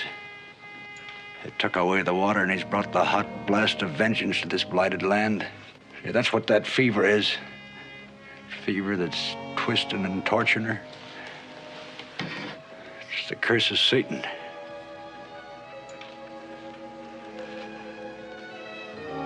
Cartwright, I'm gonna teach that devil a lesson. I'm gonna choke off the hot, flaming breath. And I'm gonna do it with clean, pure water. Mr. Weems, that ain't gonna help your little daughter none. Now, when I bring rain, cool rain, it's gonna put Lucifer on the run. It'll kill the fiery touch, the flaming inside her. What'd be the nearest hill with a fair to middling bulge in it? Well, I'd say that Connell's Hill, wouldn't you? About 3 miles south of here? Yeah, that'd be about right. I'll get my wagon. Roy, why don't you take Tulsa right onto Canals Hill, and I'll fetch his wagon for him. Yeah, that's better. I can get working faster. Yeah. Listen, keep him away from my house, will you? There's nothing he can do there anyway, and just might mean more trouble. Who knows, though? He might be able to bring rain. He thinks he can. Well, yeah, he might be. This way, at least. He'll be out of the way, and he'll be doing something, and might make him feel as if he's helping. All right, Ben.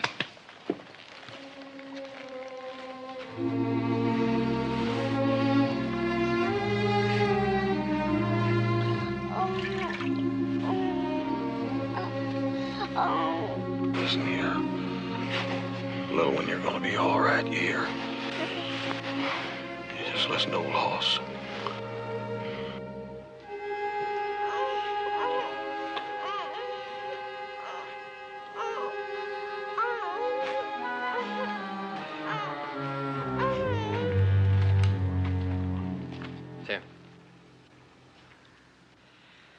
Look, boy, if you don't eat, you're going to collapse from hunger.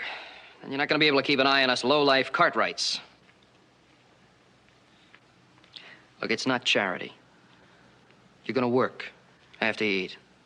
So you don't think us Cartwrights are going to give anything away, do you? Well, maybe you're pulling something. And maybe you ain't. But you made a deal, and I'm calling you. You set that there grub on the ground and back off. Mm-hmm.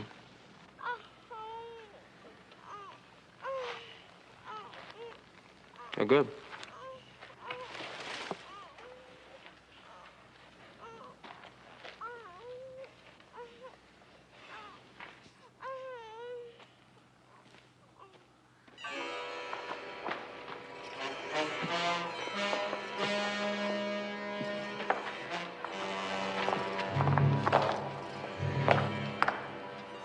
Glad to give you a hand. Oh, I gotta do it.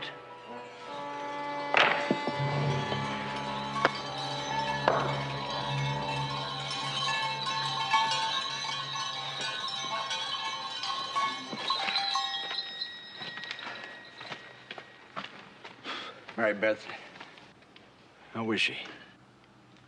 Yeah, well, she's doing as well as can be expected. Where's Juby? Didn't come to watch his paw? Juby wouldn't budge. He's just sitting by my house, hanging on that squirrel gun, and says he'll shoot a horse if Mary Beth, well, if anything happens.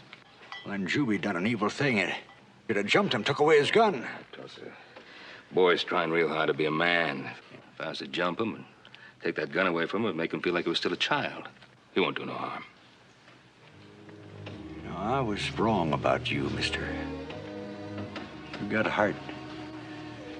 You got a feeling for things. Well, I'm gonna prove you was wrong about me.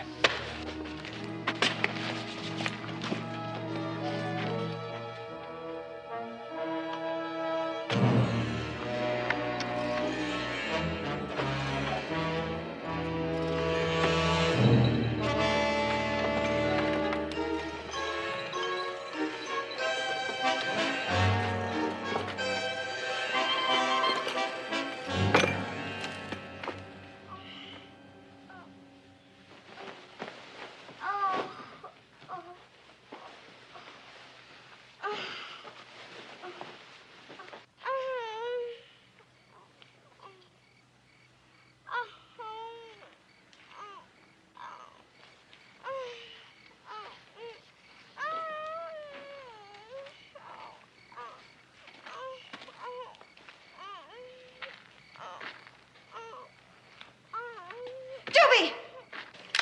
Oh, easy, son. Sneaking varmint, I had a... For what? I was just bringing you some lemonade.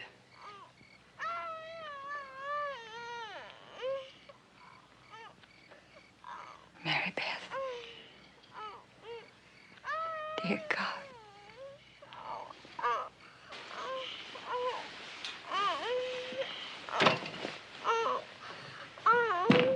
Hey, Joe.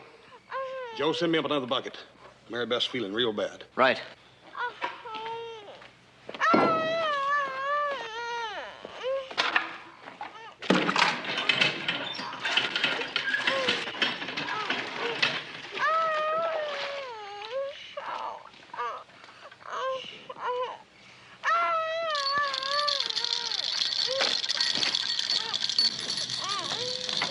You better understand this, mister.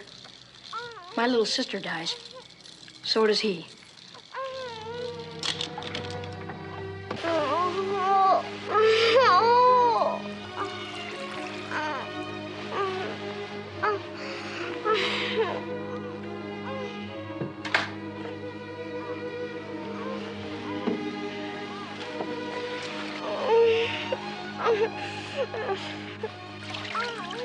Sweetie, everything's gonna be all right. You wait and see. It's gonna be just fine. And listen to the little horse now. You hear?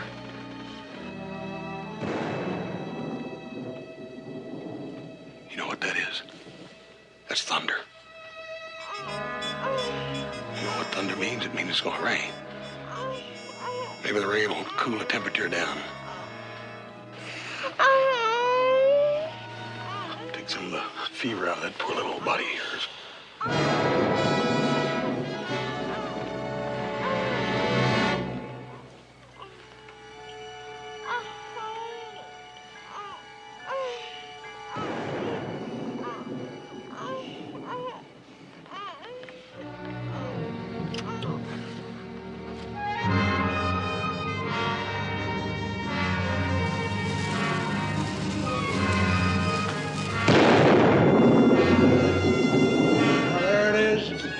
I'm gonna knock you out of that sky, Satan. I'm gonna boot you out and send you back down below where you belong.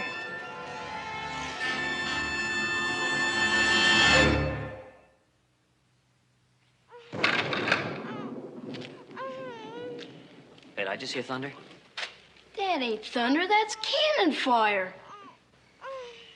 Cannon what? He's a-doing it, Ma. Pa's up there in the hills kicking the devil out of the sky, whomping up a rainstorm.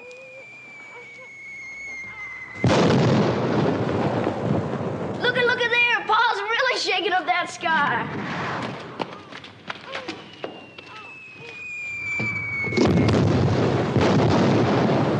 Well, I admit it makes a lot of noise and it looks right pretty, but you don't think all that commotion's really gonna bring rain, do you? A lot you know about it, mister. Them rockets is made a secret way. Oh.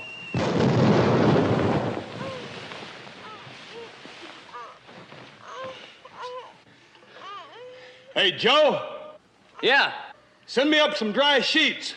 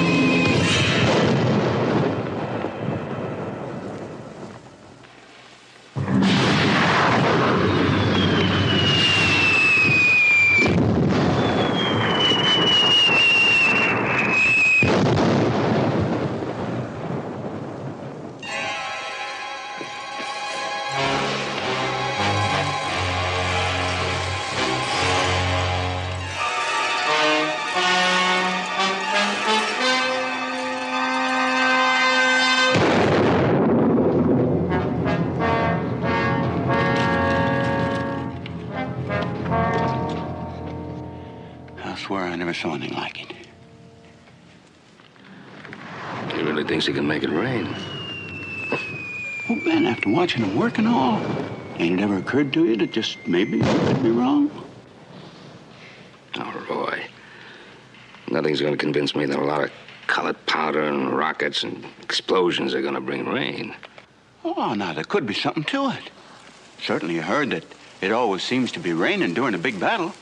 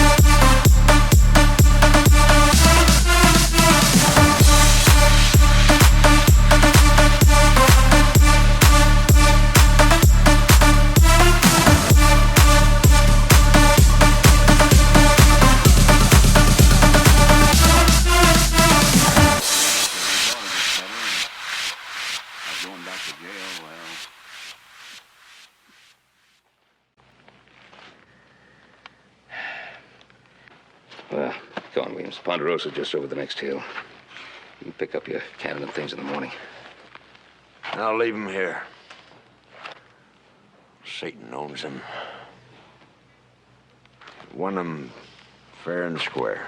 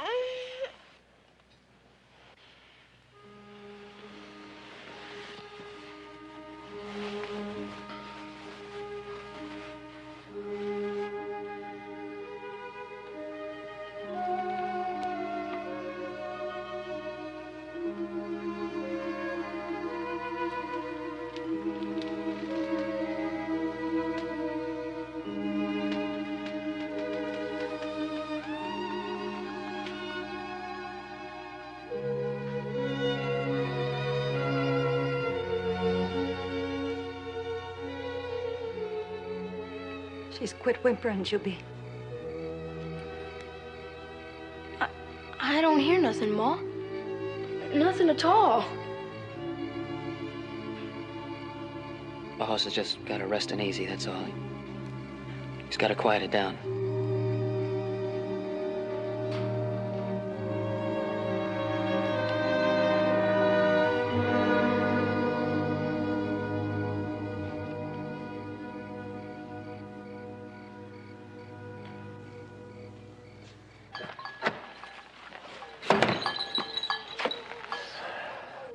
Furnace of Satan has cursed this land.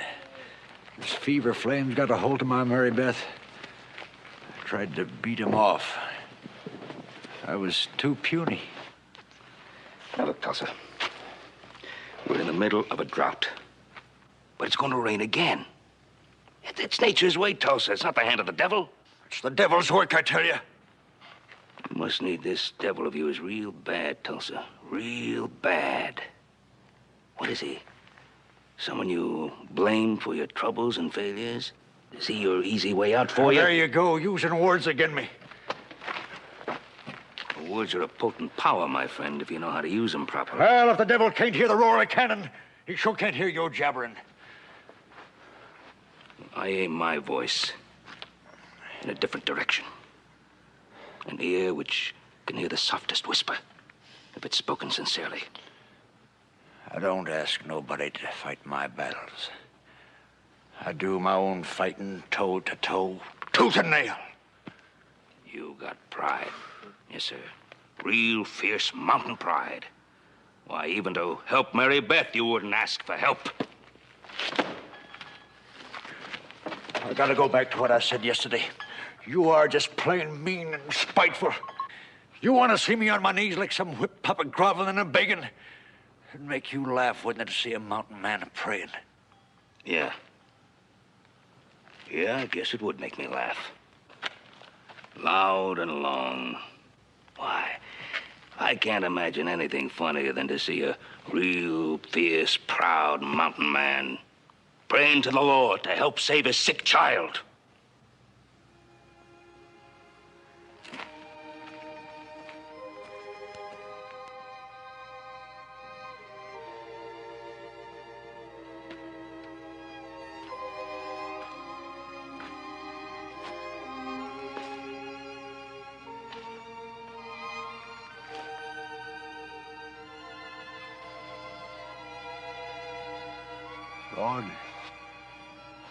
Lord, have I been too proud?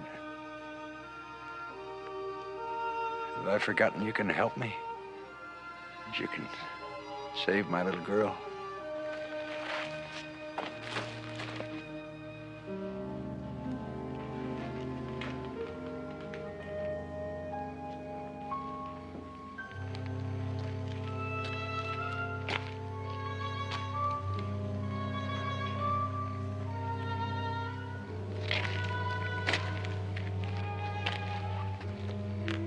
Mama, we'd best go up to that room to Mary Beth.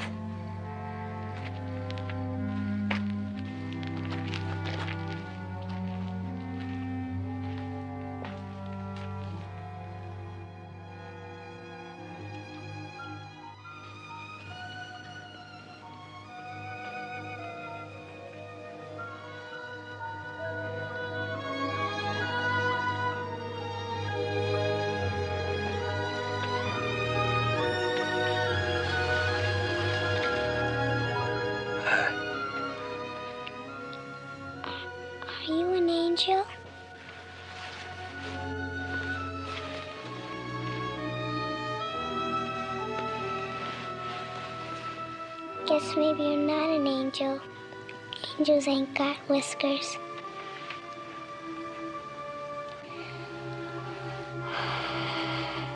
I like to sleep now.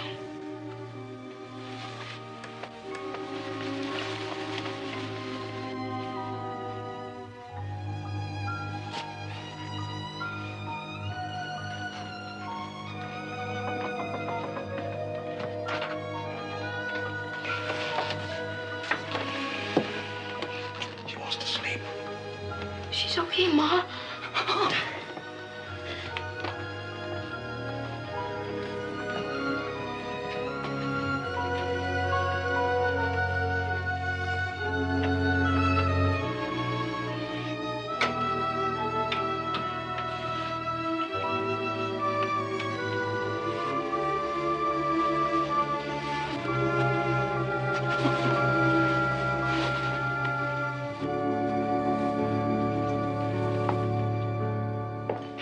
Them were good breakfast victuals, Mr. Cartwright. Well, thank you. But like I said, hill folk don't hunker to charity, so I'll get to paying for them. Oh, come on now, son. You're a guest in this house. Now, just a minute. Hold on, Pa. He and I made a deal. All right, now the barn needs a good cleaning. You'll find the tools right inside the door. I'll clean her slicker than a whistle. Joe, I could have sworn that today was your day to clean that. Hoss, you know what? I believe you're right. Yeah, well, since you talked yourself out of that little chore, you can help me with mine. No, that'd be charity, Hoss. Us flatland folk don't go for charity. Well, how's Mary Beth feeling this morning? Sleeping right now, but she ate her porridge fine. She even asked for more. Well. Hey, everybody, it's raining outside. Raining!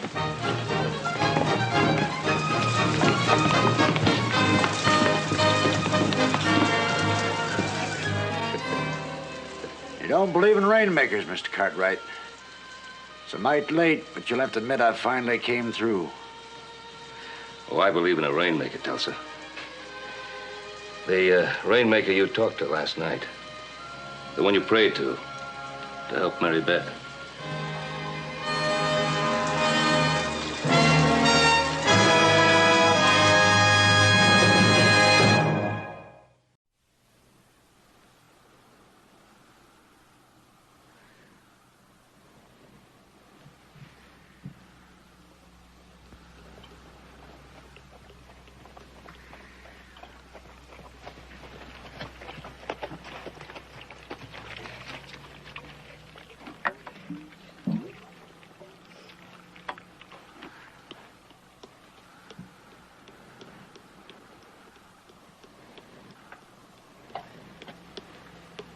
Be a hot one today, Cooch.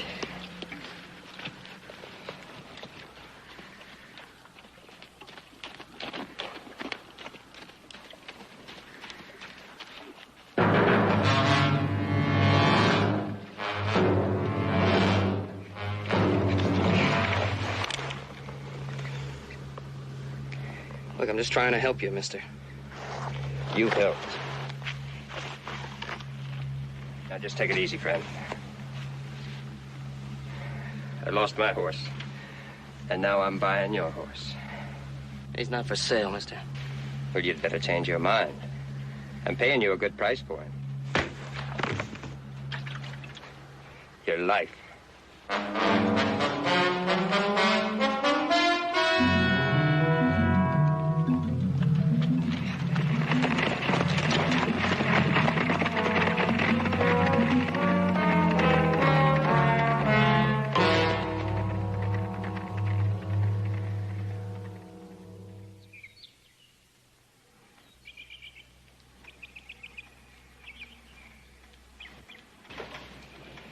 That looks about right, doesn't it?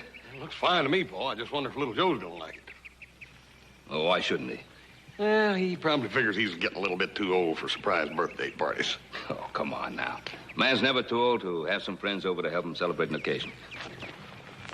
Well, the beef's all dressed and ready for the spit. Musicians will be here before sundown. Good. Yeah, I think he'll be pleased.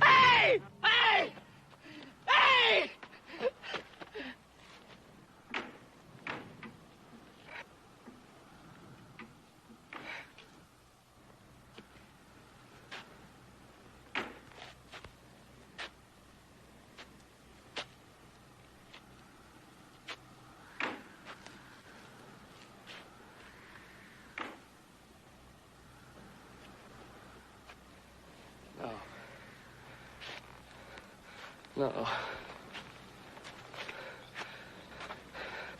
No!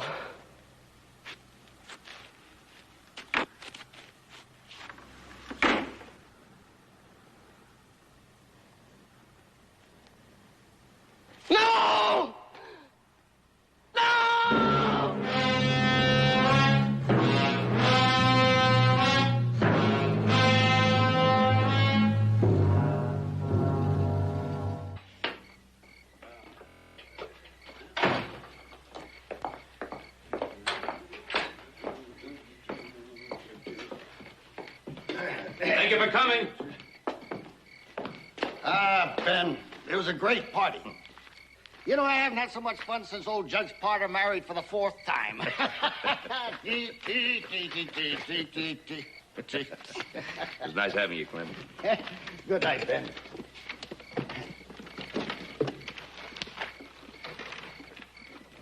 And you stop worrying, Ben. Worrying?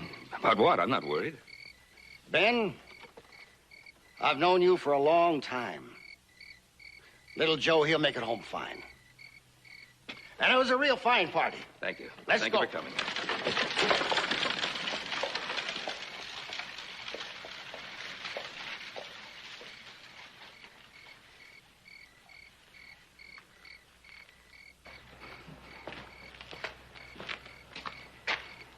You going somewhere? Ain't we all? I'm going to bed. Paul. I'm going to bed, and I suggest you do the same. Paul, he's in trouble. That was not a fool thing to say. His horse could have thrown a shoe. Anything could have made him late. Sure. Could have stopped off in a saloon to have a drink. Not tonight. Not with $2,000 in his saddlebags. Now, Joseph is old enough to take care of himself. I'm not going to go out searching for him just because he's a couple of hours late. He's not a child. Besides, what if he was tired and decided to just bed down for the night in a hotel? We'd look kind of foolish going out looking for him, wouldn't we? Mm-hmm. We'd all feel a lot better, though, wouldn't we? I am not worried.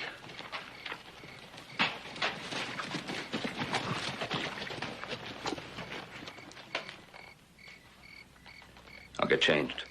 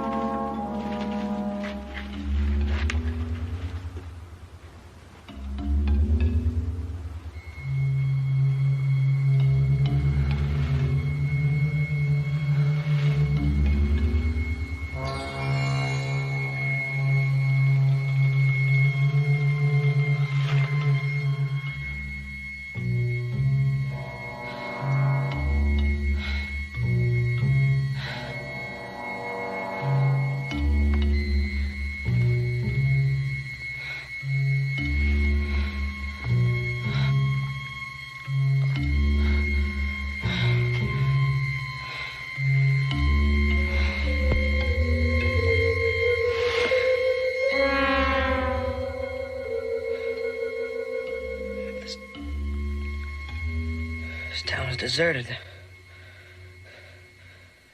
was nothing. You rest for a while.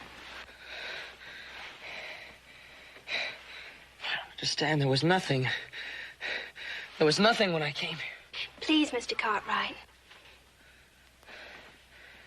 You know me? You had some papers in your pocket. Not very ladylike, I'm afraid, but we were curious.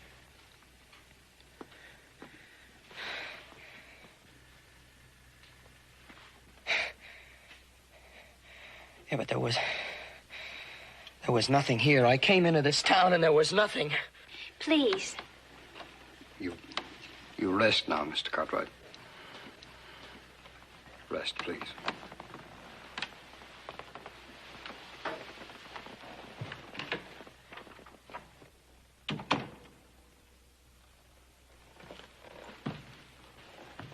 He will live. What did you find out about him? Only his name. He's young and he's strong. But he carries a gun. A lot of men carry guns. They're not all willing to use them.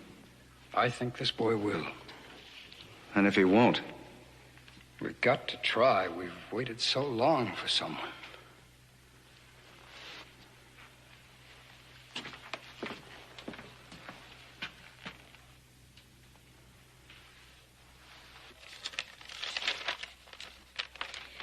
Received from Little Joe Cartwright.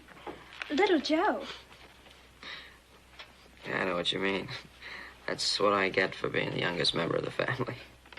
200 head of cattle, $10 a head, $2,000. That's a lot of money. It was a lot of money. I don't have it anymore. But I'll get it back.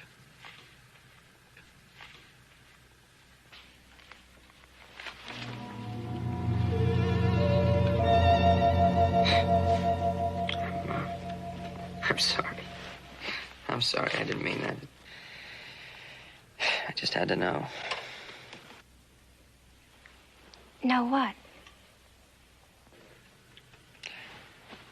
About you. man that just left the room? That's my father. How about this whole town? Martinville. Martinville. Yesterday it wasn't Martinville. Yesterday it... You had a head wound, and you'd been in the sun a long time without water.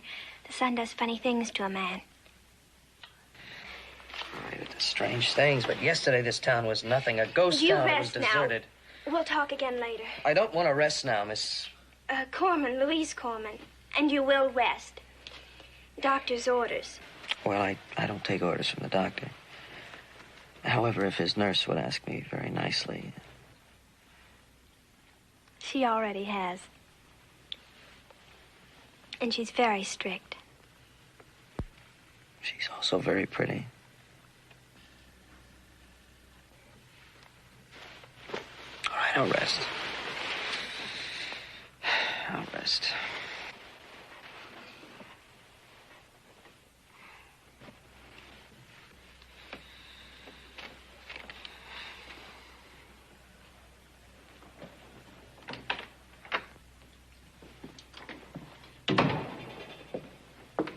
How is he? Curious, asking questions. And you told him? Exactly what you wanted me to tell him, nothing.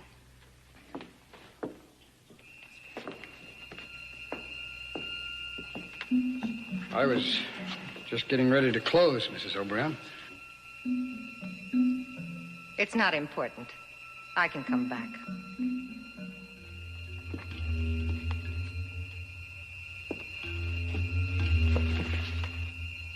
Not bad.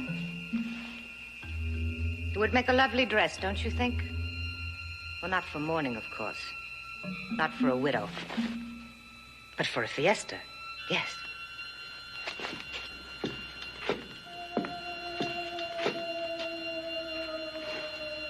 You are planning a fiesta, a celebration, now that your savior has arrived, your Messiah. Or is he your fatted calf?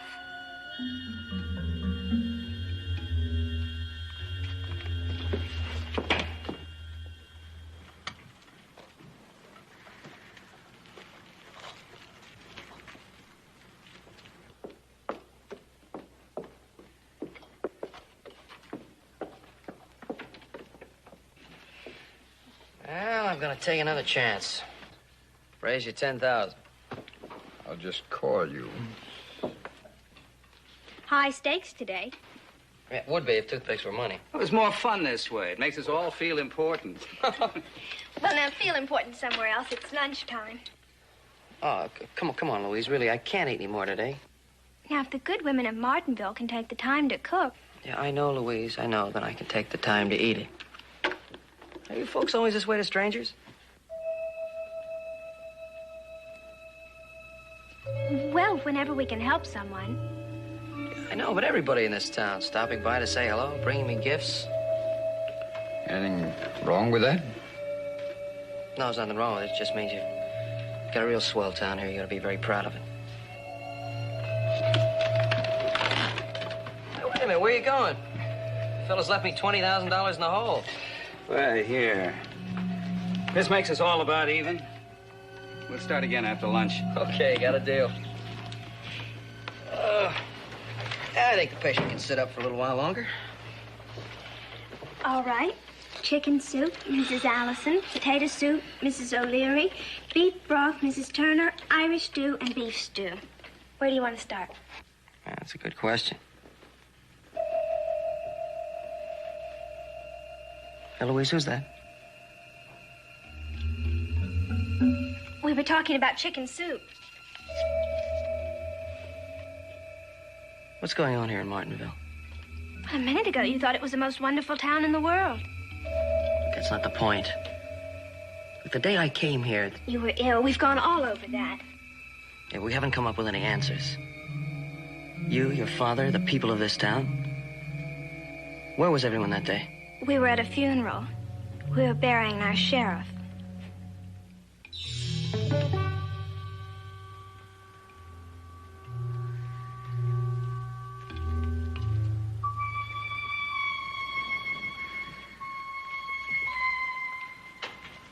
A boy, not 25 years old. We need him, Mrs. O'Brien. You should know better than anybody else how much we need him. You expect me to cry for you? No, we expect you not to get in the way. All of us. We may not get another chance. But you had a chance once. What did you do with it? Well, this time it may be different. We hope you won't get in the way.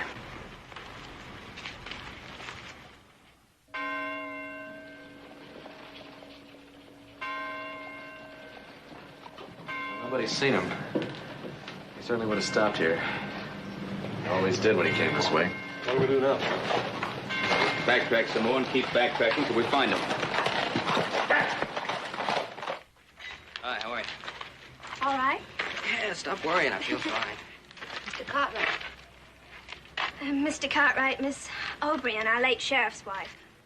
Very pleased to meet you, Mrs. O'Brien. Don't be pleased to meet me.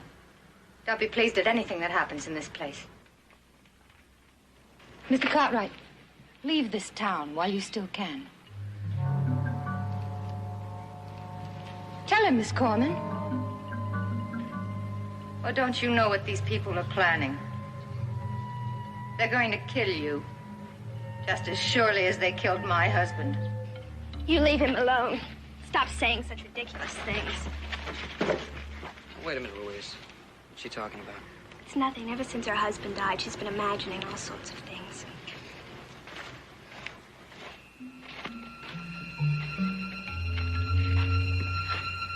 You poor fool. You poor misguided fool. Black and white Pinto, huh? That's right. He was here, just like you described. And? He rode out of here yesterday morning. Said he was headed for the cantina up by Dry Bluffs. Well, he never got there. Well, it's not my fault. Somewhere between here and Dry Bluffs.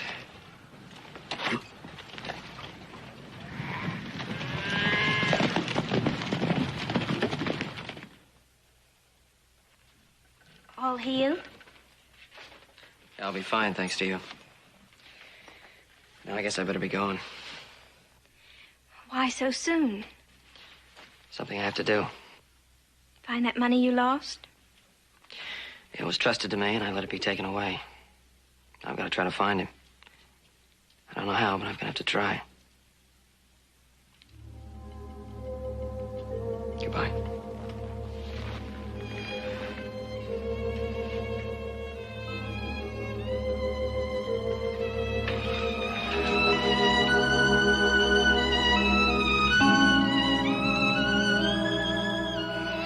Please don't leave me, little Joe. Please don't leave me.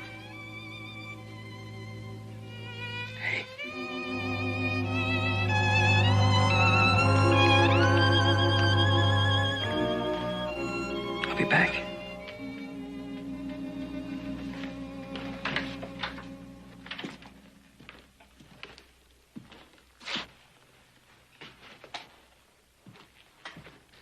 Mr. Corman, Mr. Masterson, I'm leaving now. I just wish there was some way I could repay you for all you've done for me. There is. Put that on. You're not serious. Oh, we're convinced that you could handle the job. Well, that's very flattering, but... And we're convinced that you will. Well, I'm not a lawman, Mr. Corman. No, but you're a man, aren't you? Well, a man pays back his debts. Now, wait a minute. Now, you said you owe us something. All right, we're telling you how you can pay us back. You're telling me or you're asking me? Whichever way you prefer. We're offering you a job. It's as simple as that. Is it? Is it that simple? Then why don't you start by telling me what happened to your last sheriff? Why have I been warned to get out of this town? We thought you liked the people of Martinville. We thought you might want to help us. Help with what? Now, why doesn't somebody tell me what's going on in this town? All right, I'll tell you.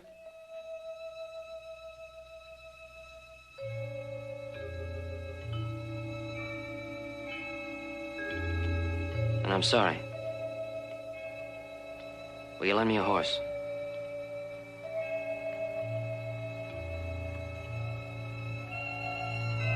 Mr. Masterson? Will you sell me a horse?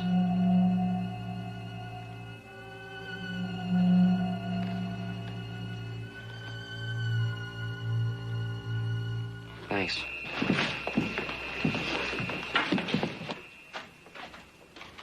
Need a horse.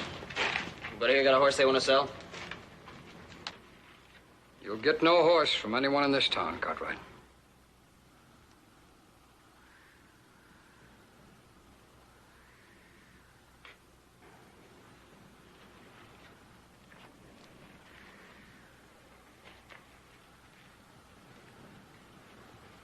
Stop him, Louise. I've tried to, Well, then Papa. try again. How? You're a woman. He likes you. But he's also a human being. One human being, one soul. And we're 216 now. Which is more important?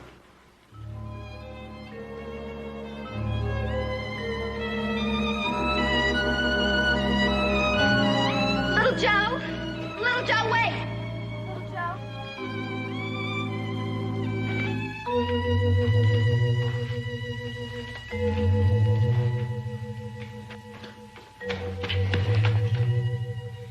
Oh, I got a lot of friends out there. What'd they do, hide all the livestock?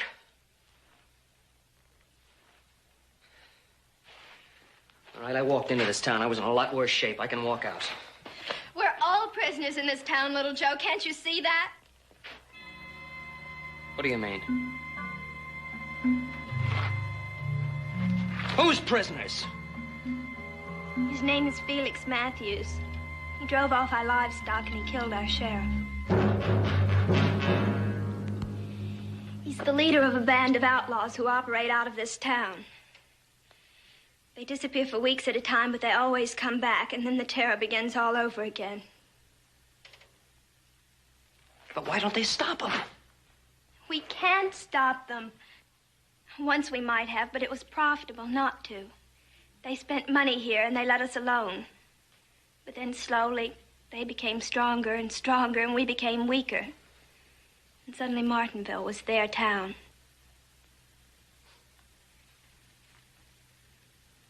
Why didn't you tell me all this before? I know I should have. But I wasn't sure I wanted you to get involved in our problems. What changed your mind? They're coming back tonight.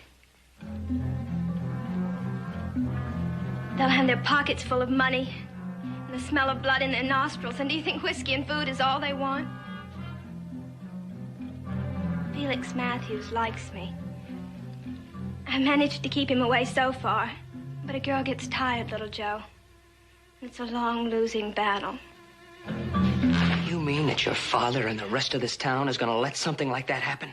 They want to stop them, Little Joe, but they're afraid. They need help. And you're the only one who can help them.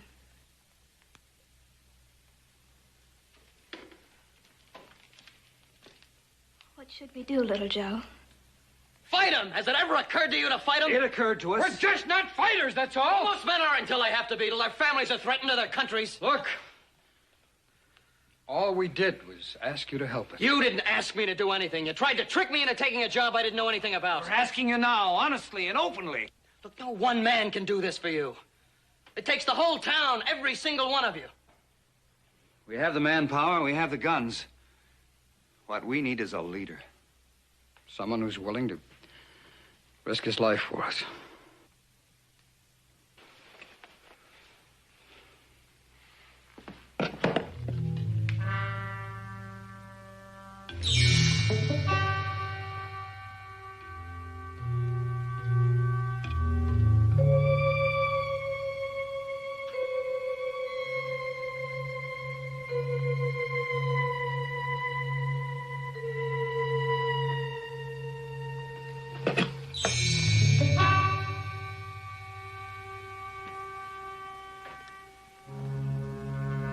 Let's go outside. We got work to do.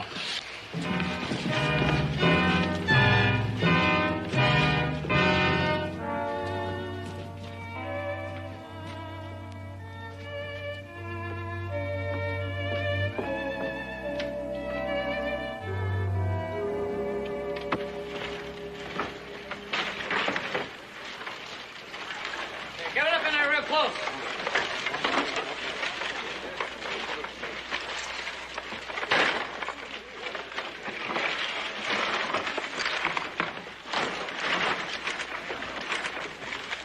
That's not going to be nearly high enough, Cartwright. A good horse could easily jump that.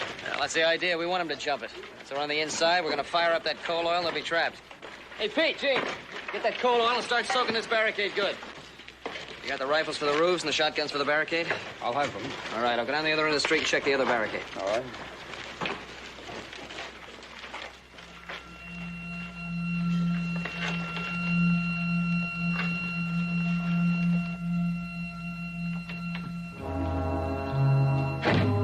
What did you tell him? How poor you all are? How unfortunate? Or how helpless? Do you think he would have believed the truth?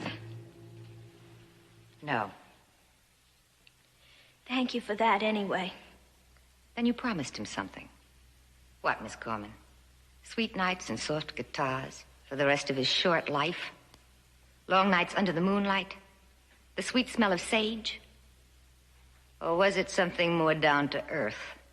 Something else that he won't receive? Get out of here. I thought so. You got him to fall in love with you. That's it, isn't it? Please leave, Katie. Why? So you can throw that boy's life away? What he doesn't know won't hurt him? He doesn't have to die. Doesn't he? One man against all of them. Please, Katie, don't you see? He's all we have. He's our only chance to get out of this town. To get off these streets after so many years. And for that, he dies. Yes, he dies. Oh, sure, they're building barricades, acting like brave men now. But you know, when the showdown comes, that boy will have no more help than my husband had when he thought he could fight back. Because even if the help were theirs to give, the people of this town just don't have it in them. They never did. They're getting exactly what they deserve.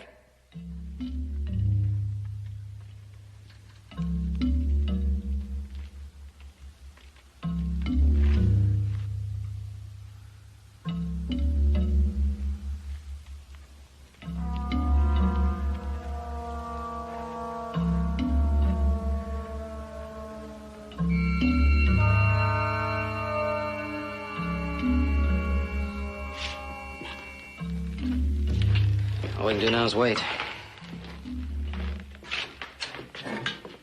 What's so high? Are you sorry? Sorry about what? We got you involved in all of this. No, I'd be a lot worse off if I hadn't wandered into Martinville. Be lying out on the desert somewhere dead. Are you doing this for me? I'm doing it, that's all that's important. No, it isn't. You have to be doing it for the whole town. All of them. Okay, if that's the way you want it. No, it has to be that way. If not, it's all a waste. They're coming. We can hear their horses.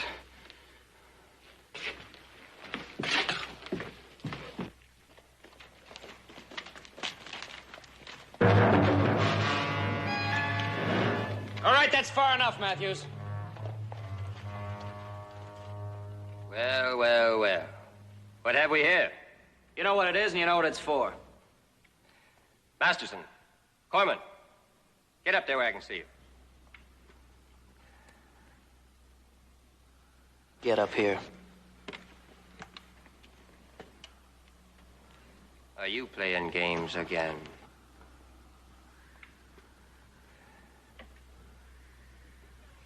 Well, you see, Mr. Matthews... Don't mister him, Corman. This isn't a game, Matthews. You're through in this town. Get that straight right now. All right, Masterson, get this pile of junk out of the middle of the street right now. We're coming through. This pile of junk stays. You're gonna let this boy dig his own grave, Masterson, with his mouth. It's my grave. Maybe. There's no maybe about it. Now I'll tell you what I'm going to do. Me and the boys are going to rest up for a spell, and then we'll come down. Maybe it'll be in an hour. Maybe we'll wait till sunup. Maybe not even then. Just maybe. Oh, but we'll be back. And if this barricade is still up when we get here, do you know what we're going to do then? Well, let me tell you, gentlemen. Have you ever seen a town wiped out? Taken apart, piece by piece. Well, you've got an experience in store for you, gentlemen. Think about that. Oh, and, Masterson, if you make us fight, don't waste all your ammunition on me and the boys. Save some for the women folk and the kids.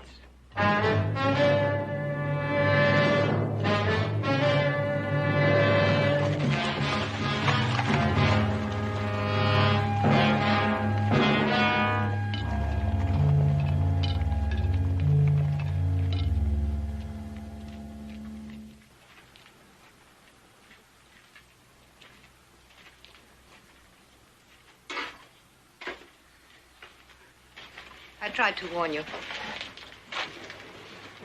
It'll work out fine. If you leave now, while you have the chance. You know, you sound like you're trying to protect Felix Matthews. I thought you said he was the man that shot your husband. He pointed the gun. He pulled the trigger, yes. But that's all. You want to know what killed my husband? Cowardice. It was the cowardice of a whole town.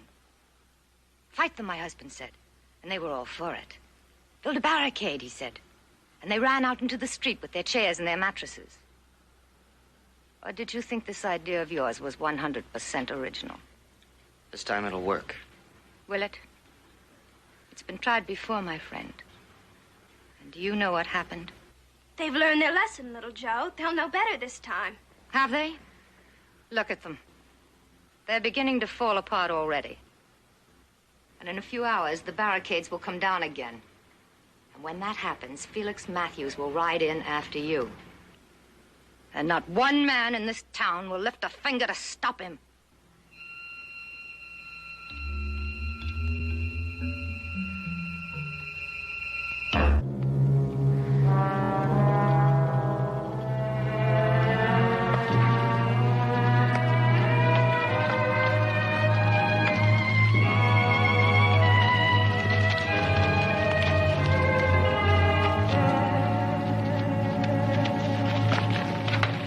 It's his. It's like one man on horseback and one on foot. Yeah, going right out in the desert. That's right.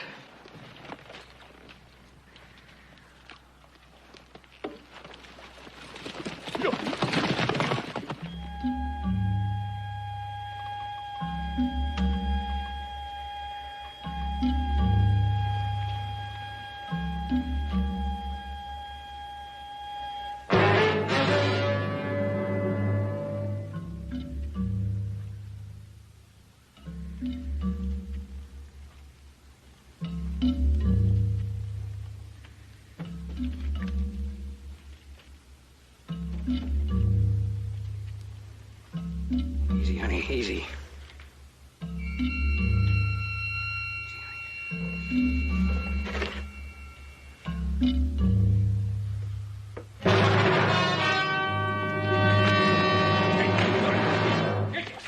Easy, mister, easy. Now, take it easy. Come to your senses. Can't you see it won't work? Go on, take him inside.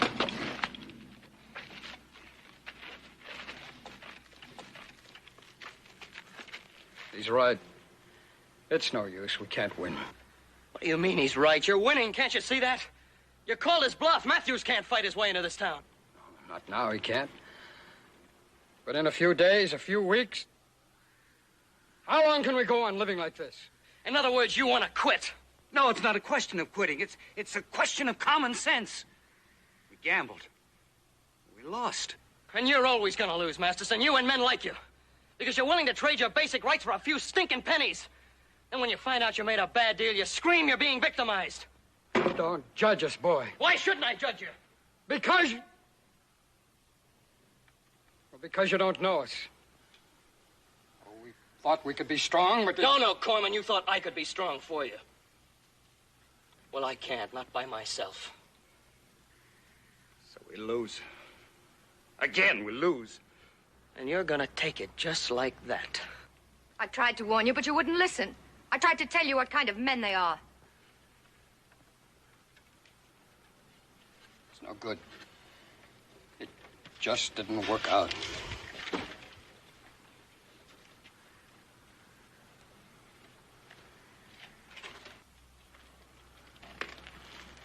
I'm sorry, little Joe. I lost them. Last night they were so ready to fight, now I lost them.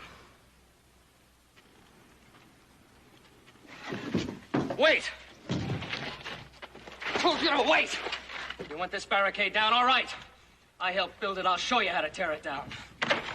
First thing that goes is your courage. That just gets in the way. Next thing that goes is your manhood. Another thing you don't need. Concern for the safety of your women and children. It's too late for that now. All right, and here's the last thing. This is the last thing, but that's got to go too, doesn't it, gentlemen? This is your self-respect. All right, there it is. There's what's left of you. Nothing. Now Matthews can ride into this town just like he was going to a Sunday meeting. But a breach goes both ways, gentlemen. If a man can ride into it, another one can walk out, and that's just what I'm gonna do. I'm gonna take this gun, and I'm gonna walk through that barricade, and I'm gonna walk down that street up to that mesa, and I'm gonna kill as many of Matthews' men as I can before they kill me. Now, is there anybody in this town man enough to join me? Well, it's just plain suicide. Maybe not. It's an old cavalry trick, Masterson. When everything seems hopeless, charge. Look, we can do it if you'll just get behind me. Well, they'll put all of us down before we get halfway up that hill. Oh, no, they won't, because it's the last thing they'll expect from you. Look, we can do it. Now, who's with me? I'm with you. I'll go with you if you'll lead us. You know I'll lead you. Can't you see he's right? Can't you see we've got to do it? We must do it! Are you willing to go? Yes. How about the rest of you? The whole go!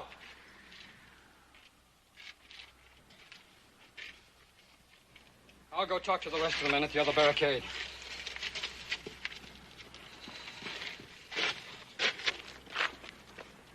Oh, little Joe, please be careful. I don't want you to worry. It's gonna happen. I got too much going for me. Little Joe, there's something you don't know about us. All right. We're ready. When I come back, I want to see you standing right here.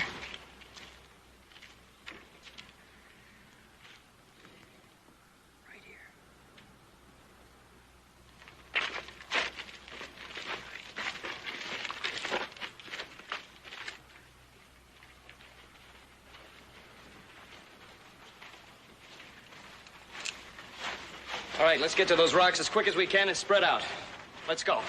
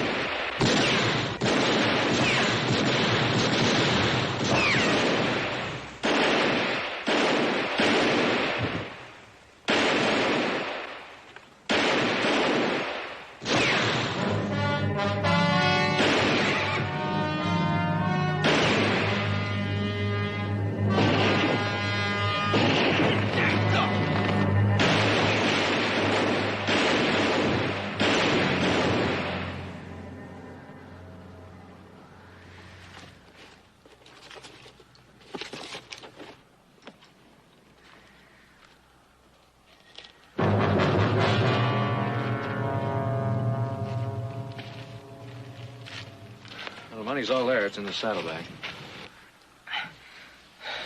Thanks, Mom.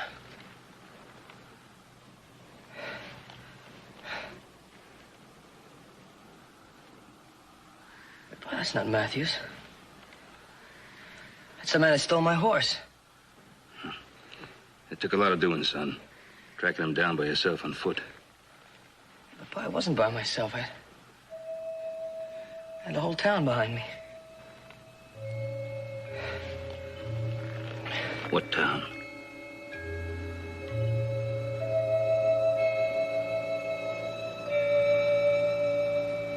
Where is everybody? Well, Joe, there's no one here except us. But I had the whole town behind me, Pa, really behind me. The whole town of Martinville. Look, little Joe. Son, I don't know what you're trying to say or why. But Martinville's been a ghost town for a good number of years.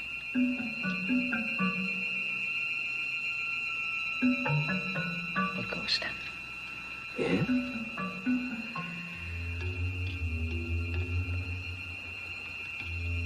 Louise.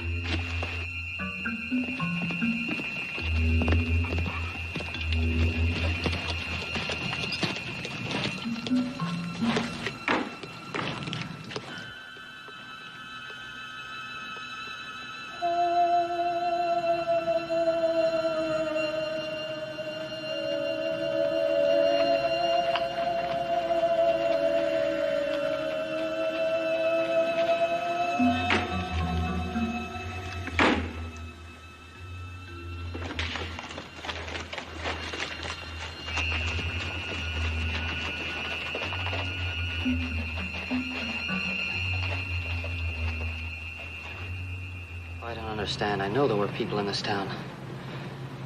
I talked to them. I worked with them. Joseph, there was also a hot sun and a head wound. The sun does funny things to a person. That's what she said to me. Who?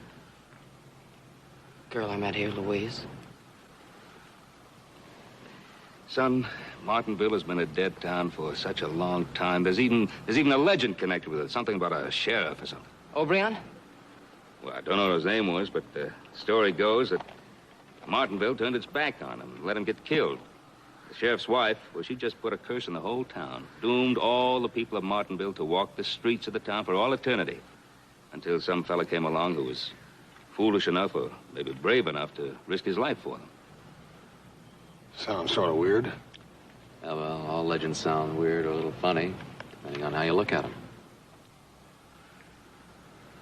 I know there were people in this town, Pa. Joe. Let's get on home. We'll talk about it. Pa, wait a minute. That wagon, it wasn't here when I first came into town.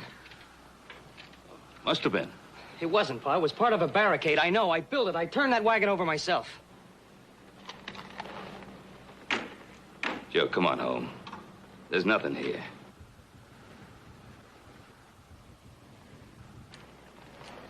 Son, when a man knows something, deep down in his heart, when he really knows, he doesn't have to argue about it, doesn't have to prove it. Just knowing, that's enough.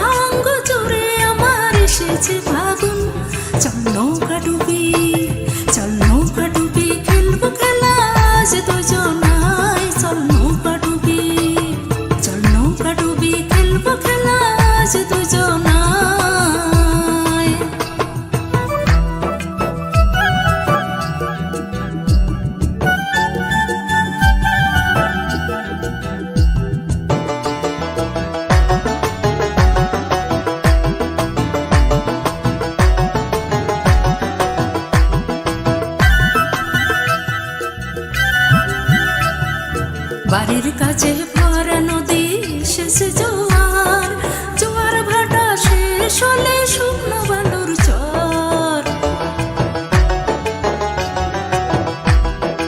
বাড়ির কাছে ভরা নদী শেষে জোয়ার, জোয়ার ভাটা শেষ হলে শুকনো বালুর চর। ঢেউয়ের তালে তুলতে চলে আমার নাই চর। চল নৌকা ডুবি, চল নৌকা ডুবি, খেলবো খেলা আজ দুজনায়। চল নৌকা ডুবি, চল নৌকা ডুবি, খেলবো খেলা আজ দুজনায়।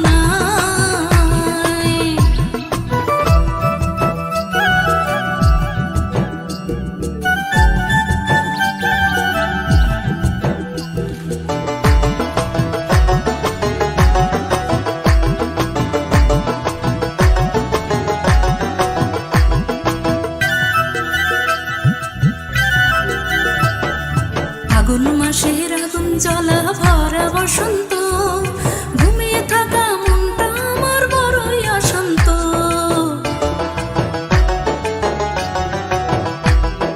ফাগুন মাসের আগুন জ্বলা ভরা বসন্ত, ঘুমিয়ে থাকা মনটা আমার বড়ই অশান্ত। প্রেমের গাঙে সাঁতার কাটলে হাতটা আমার ধর। চল নৌকা ডুবি, চল নৌকা ডুবি, খেলবো খেলা আজ দুজনায়। চল নৌকা ডুবি, চল নৌকা ডুবি, খেলবো খেলা আজ দুজনায়।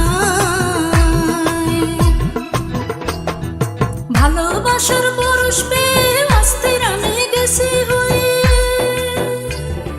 ভালোবাসার পরশ পেয়ে অস্থির আমি গেছি হয়ে। সারা অঙ্গ জুড়ে আমার এসেছে ফাগুন।